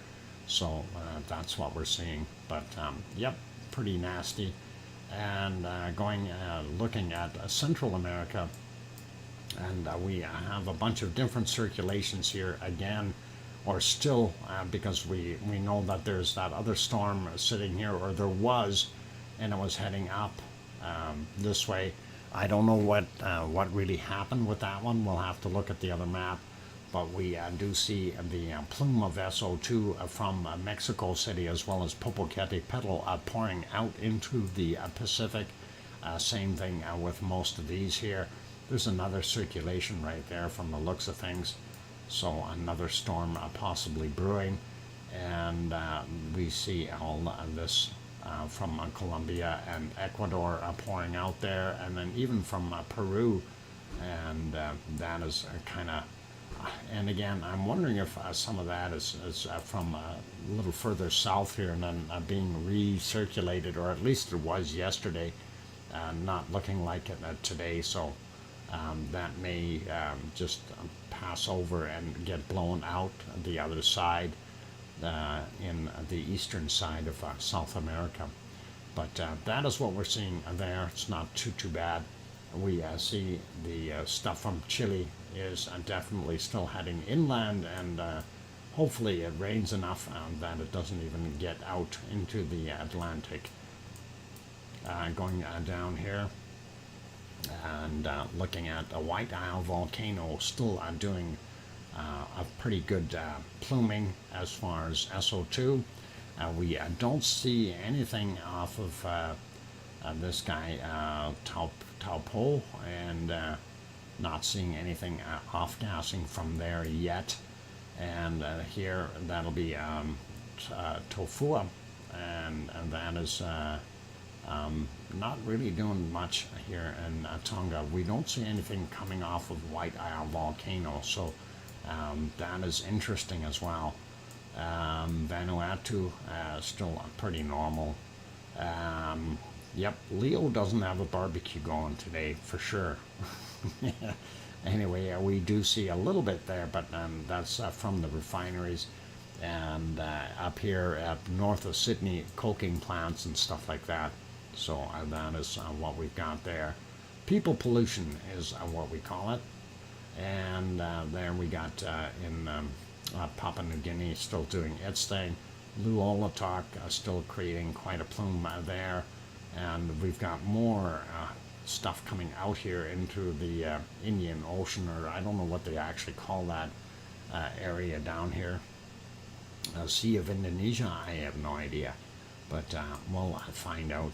Anyway, Semeru and Raung creating some of that, and then we'll have Merapi in the middle here, and then of course Krakatau. We know it is definitely doing its job, as well as we got Jakarta in there. Again, more people pollution. Dakono, so Ibu and Dakono doing their thing and continuing, and then of course we should have a little bit coming from Mayon, as well as possibly seeing more off-gassing now again from our Taal volcano, but a lot of that is actually from again, people pollution in that area from Manila and that kind of thing. So that's what we're seeing. Normal for Taiwan, going up here, Suwanosi-jima, definitely working hard to make that red. And of course, most of that would probably be from Sakurajima, which is dumping out a lot of material as of late, sliding up the peninsula, Kamchatka Peninsula. That's where we see it all flowing there, so not going to worry about that. Bad in China, we know that for a fact. Looking here, welcome back, Grandma B. Somebody says they're buffering. I'm still showing pretty solid bit rates here, so I'm not sure what's going on. I know all of YouTube was buffering this morning, every last one of the live streams, so it was kind of like, what the heck is going on? And had me scrambling, looking to see what's going on. Reunion Island, and that may be what we've got going on down here. Where is it? It should be here somewhere around here. Yeah, anyway, we don't see it coming from there, but we do see some stuff out here in the ocean, and makes me wonder where that's actually coming from, or if this is still part of what's coming out of South Africa. We do know that we've got a couple of volcanoes here in DR Congo, and they are producing some SO2. Erta Ale in this area here in Ethiopia, and then of course we have our ones in Saudi Arabia, the oil refineries doing their thing. So yep, local internet stuff usually causing people buffering. Yeah, well, I I don't know if it causes the people to buffer, but their equipment maybe. But I know, punny.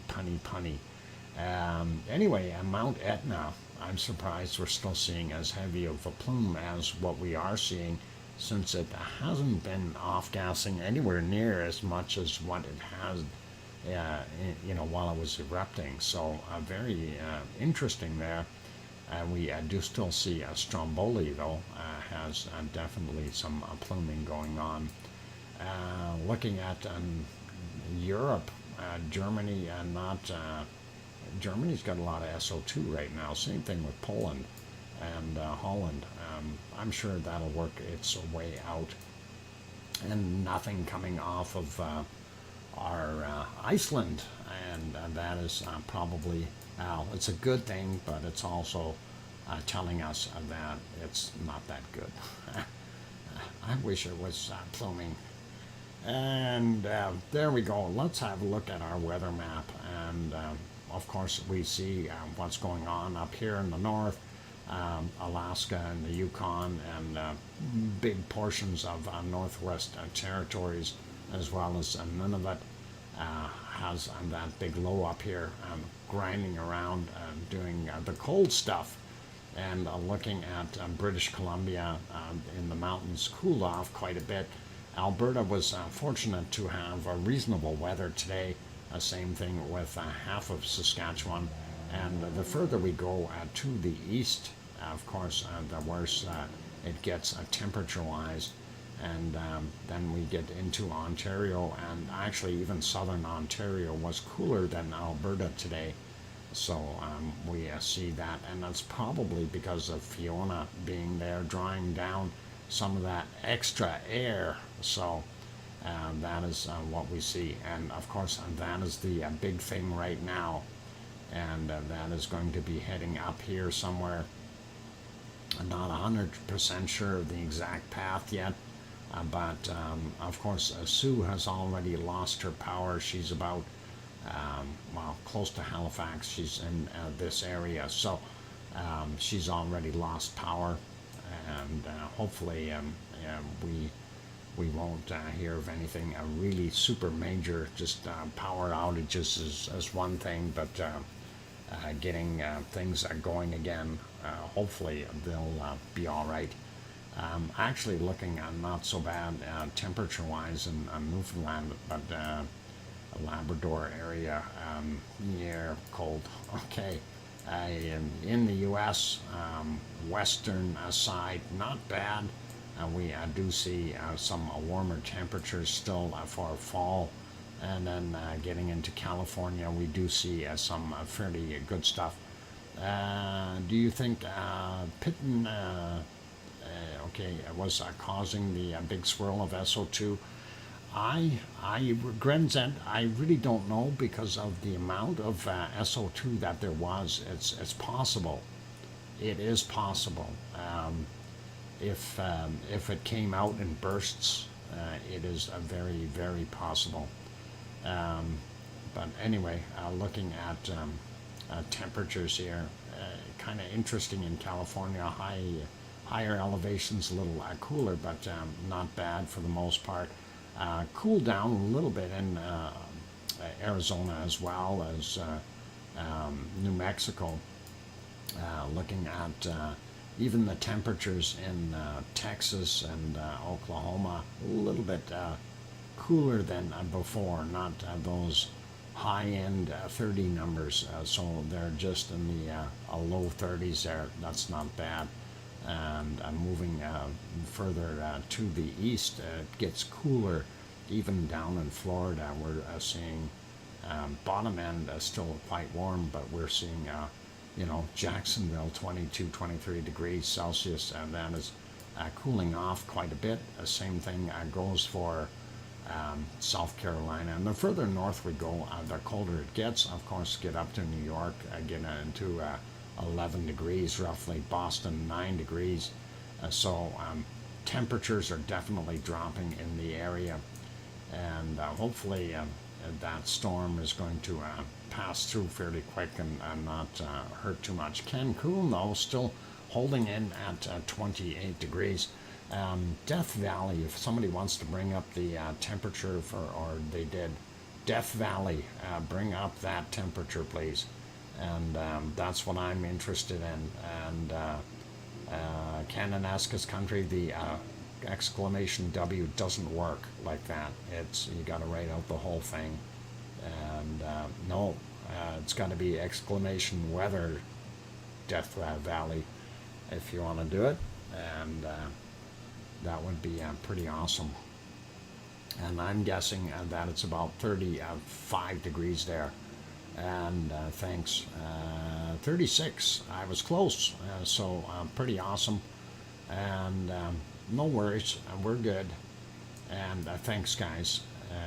And anyway, we're going to see what happened to our storm here. We had that storm heading right for the Baja. It kind of frizzled out completely, and that is very, very interesting. There's a low off the coast here, but we see these swirls, and those are a bunch of lows along the edge here, and that is still going to continue to give them some pretty wild weather. We see this 09L down here as well, and that could pick up some steam and come in up a little bit more. We'll see how it does in the next day or so. Looking at South America, we see still fairly warm in the Amazon and Brazil for the most part. Higher elevations again cooling off, but in general it's fairly cool down here, and it should be warming up. Sliding over a little bit more and seeing what we have. Looks warmer in New Zealand, South Island, a lot warmer than before.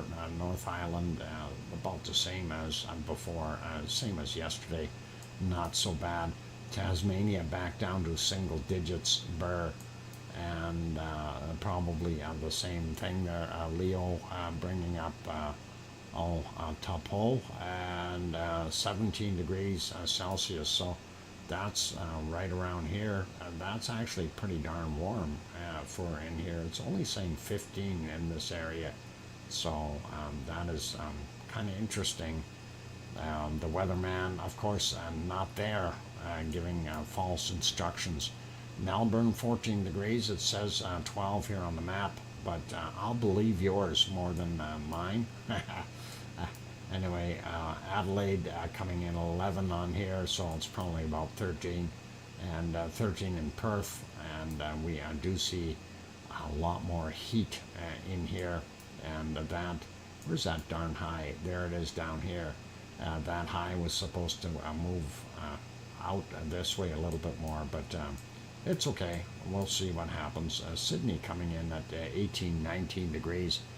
And then we also have Brisbane at 24, 25 degrees. So home of the Oz doing very nicely today. Northern Australia a lot warmer, and they're getting out into the 30s again, which is really cool or warm.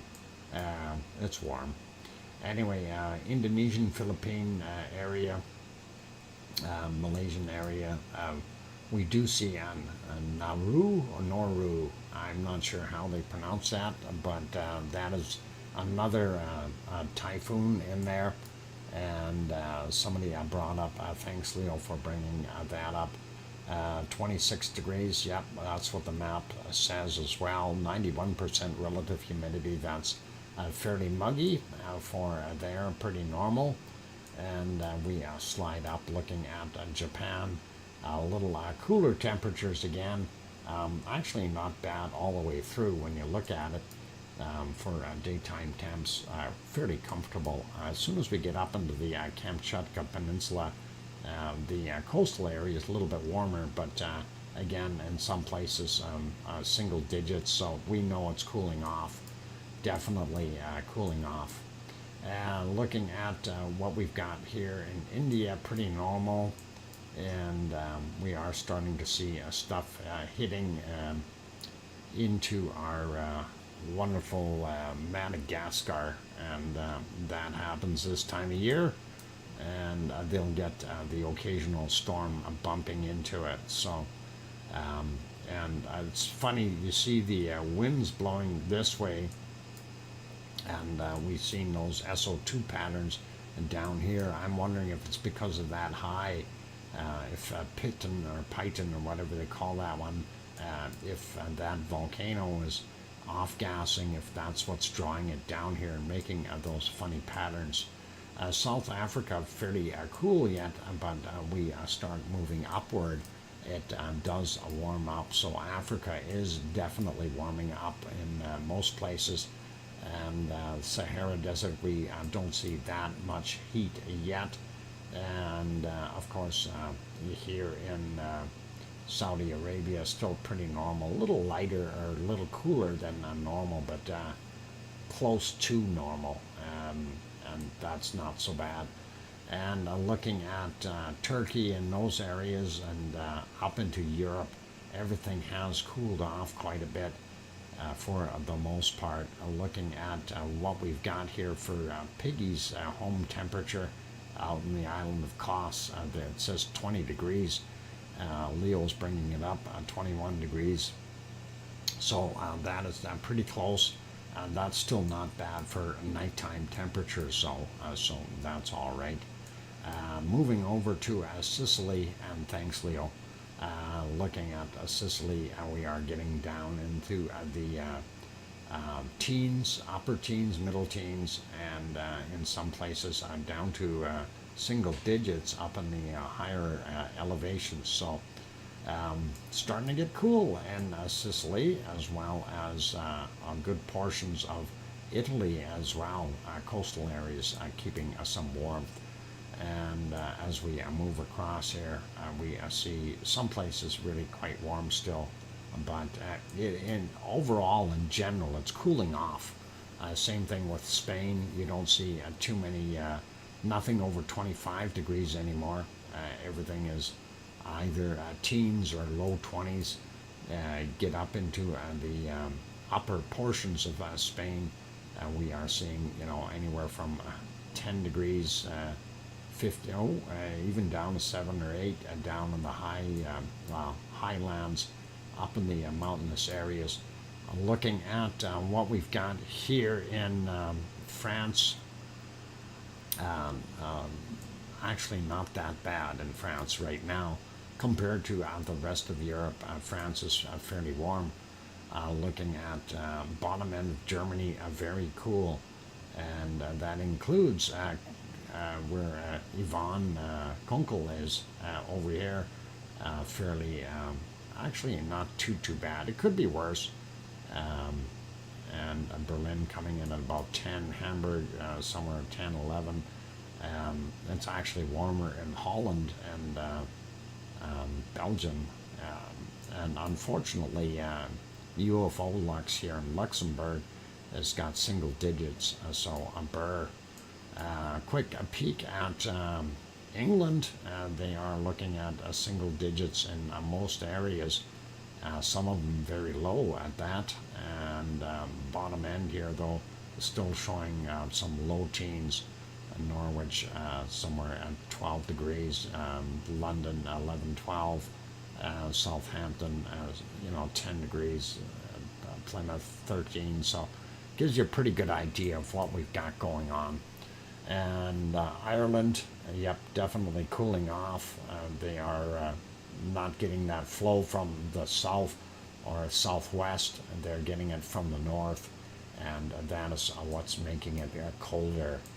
And going up, we see in Denmark, not too bad, but we do see Norway definitely cooling down 2 degrees, 1 degree burr. And then we get into Sweden and the mountainous areas, quite cool, and not so bad in the other parts, a little bit better, but again, cooling off in general. Same thing with Finland. And if we zip over to Iceland, and there we go. So Iceland, actually pretty seasonal. They do have that warmer wind blowing in right now, and that is actually keeping it 9, 10 degrees, that type of thing, on the Reykjanes Peninsula, and some of the top areas here are still holding some heat right at the coast, but starting to get cool, and winter's coming, you guys. It's all there's to it. So let's zoom out here for a second, and again, you've got another storm here. Herman off the coast of Africa, and that is interesting. We'll see how far that guy gets, if he gets all the way over here. If it builds, it's going to be a heck of a storm. If it gets out too far, it could die out. This 09L, definitely still a contender for coming up into the Gulf, and we'll see what happens with that. And of course, Fiona, that is the big trouble right now, and that is heading for the eastern coast here, and definitely already causing problems. So that is what we've got, and I just hope Sue is okay with the power out and all that stuff. And let's see, that's it for there. I want to go to precipitation, and we're going to do this very quickly. Looking at the west coast, and we see here in Alaska on the west coast of British Columbia, some rain there and stormy stuff. Going further south there, it looks a little bit better, but Vancouver Island partially getting some rain and fog in other areas. Interior BC, a little bit of rain, and they're lying. We have rain right now here in Edmonton, so the weather guessers messed up. Anyway, going out, we see Winnipeg, those areas getting rain as well, and going into Ontario and other places, not so much rain, but here's that storm, and you can see what it's doing, and definitely all the track is coming right across it. So that Halifax should be right around here, and yeah, it's not dead on, but Sue is in this area, so this has definitely got a big shear line coming into it. Hopefully that'll be a little bit better in a day or two, and it needs to move outward. If it moves outward a little bit, that would be really, really nice. Sliding down a little bit, Central America, here's Newton, and there's that storm. It's the new one. Newton is the new one. That might have been our old one that we had. Here's that another low right there, so that could possibly turn into another storm as well. Looking here at the top end of our South American continent, we see most of that area would be jungle type stuff, and lots of rain. Rainforest still getting some rain, and we see this system out here. It's moved away from the coast, which is really good for them. That means a little bit of warmer temps for places like Rio de Janeiro or Sao Paulo, and even Buenos Aires, so not bad. Down here in the bottom end of Chile, we're still seeing some nasty stuff there. And moving over to New Zealand real quick, South Island not bad, North Island getting a little bit of rain there, and they have that low sitting there, so that is hopefully going to drift out into the ocean. And here's that stuff that was coming through. Hopefully that will continue to go through. We see it's raining in Tasmania, nothing in Melbourne. Sydney should be getting rain right now as well, and not so bad in Brisbane. And looking at the other shear line here, boy, these things sure have heavy duty shear lines from between the systems. That is really, really nasty, the way the wind would change from one direction to another very, very quickly. Anyway, Papua New Guinea and Indonesia, Malaysia, and all those areas here, different storms. It's always doing the same thing.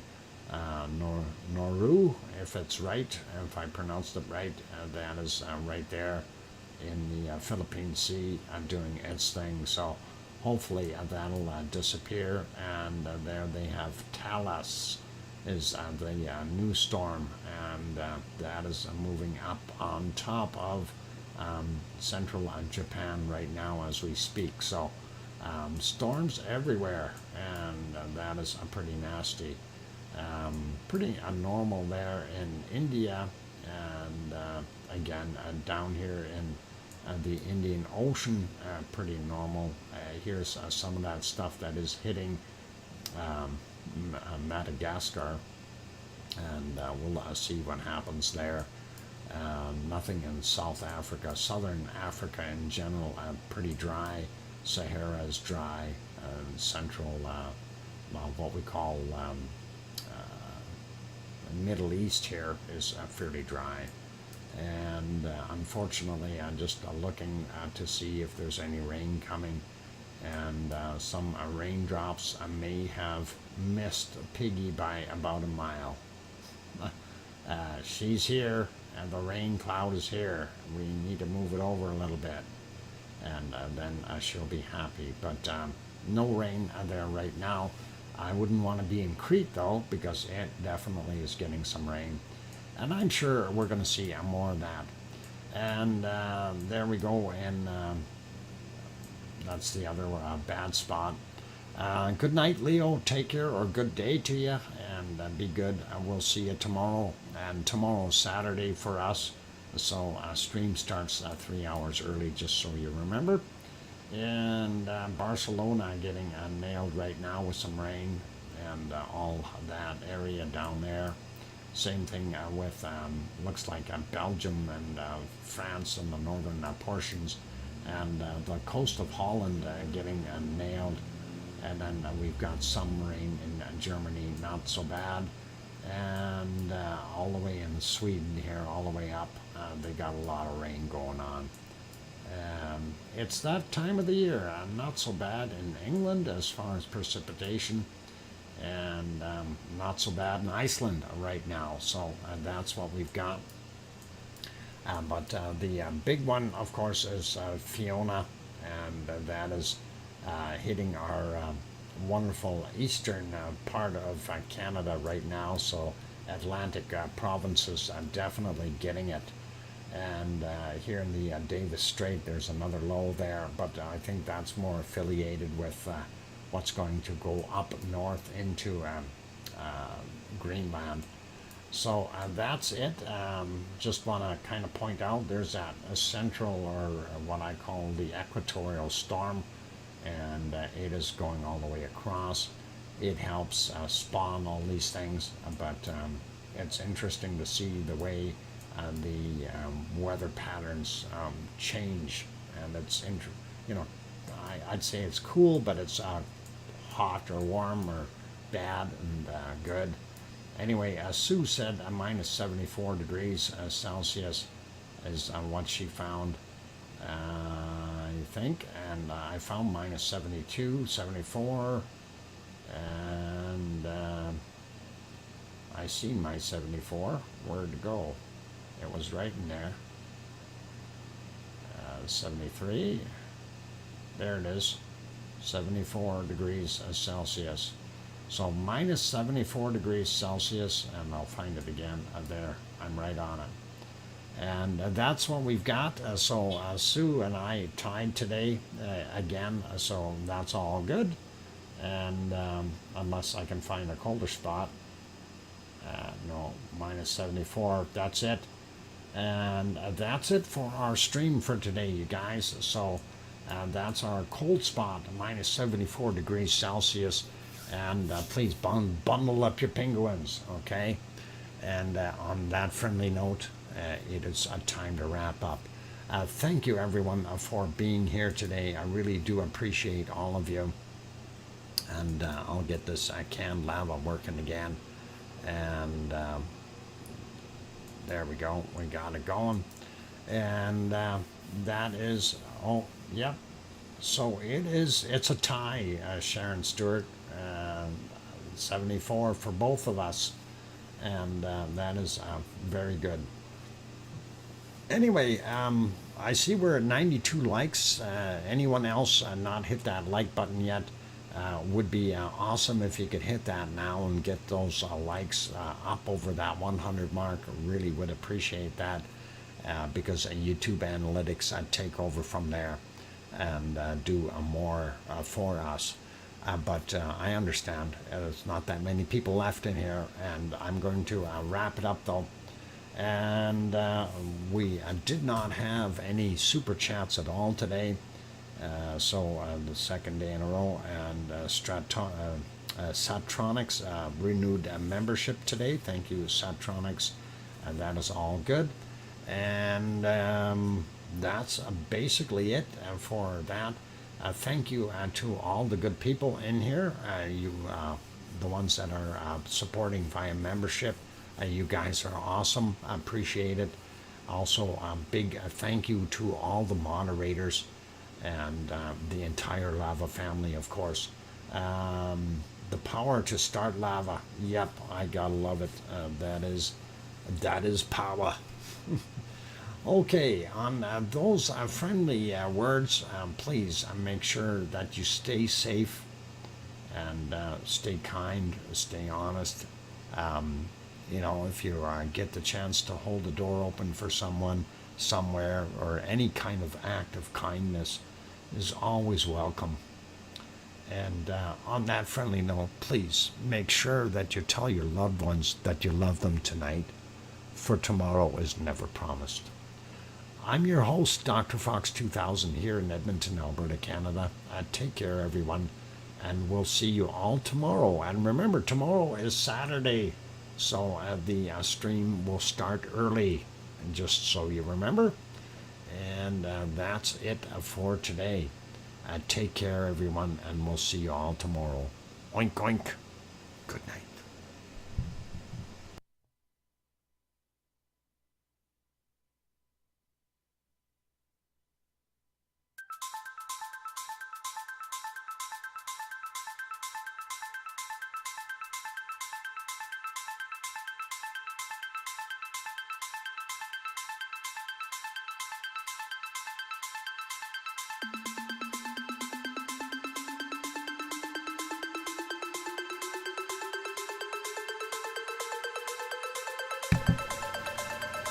Thank you, Sharon Stewart. That's awesome. Appreciate that wonderful super chat. Thank you. Good night. Oink, oink.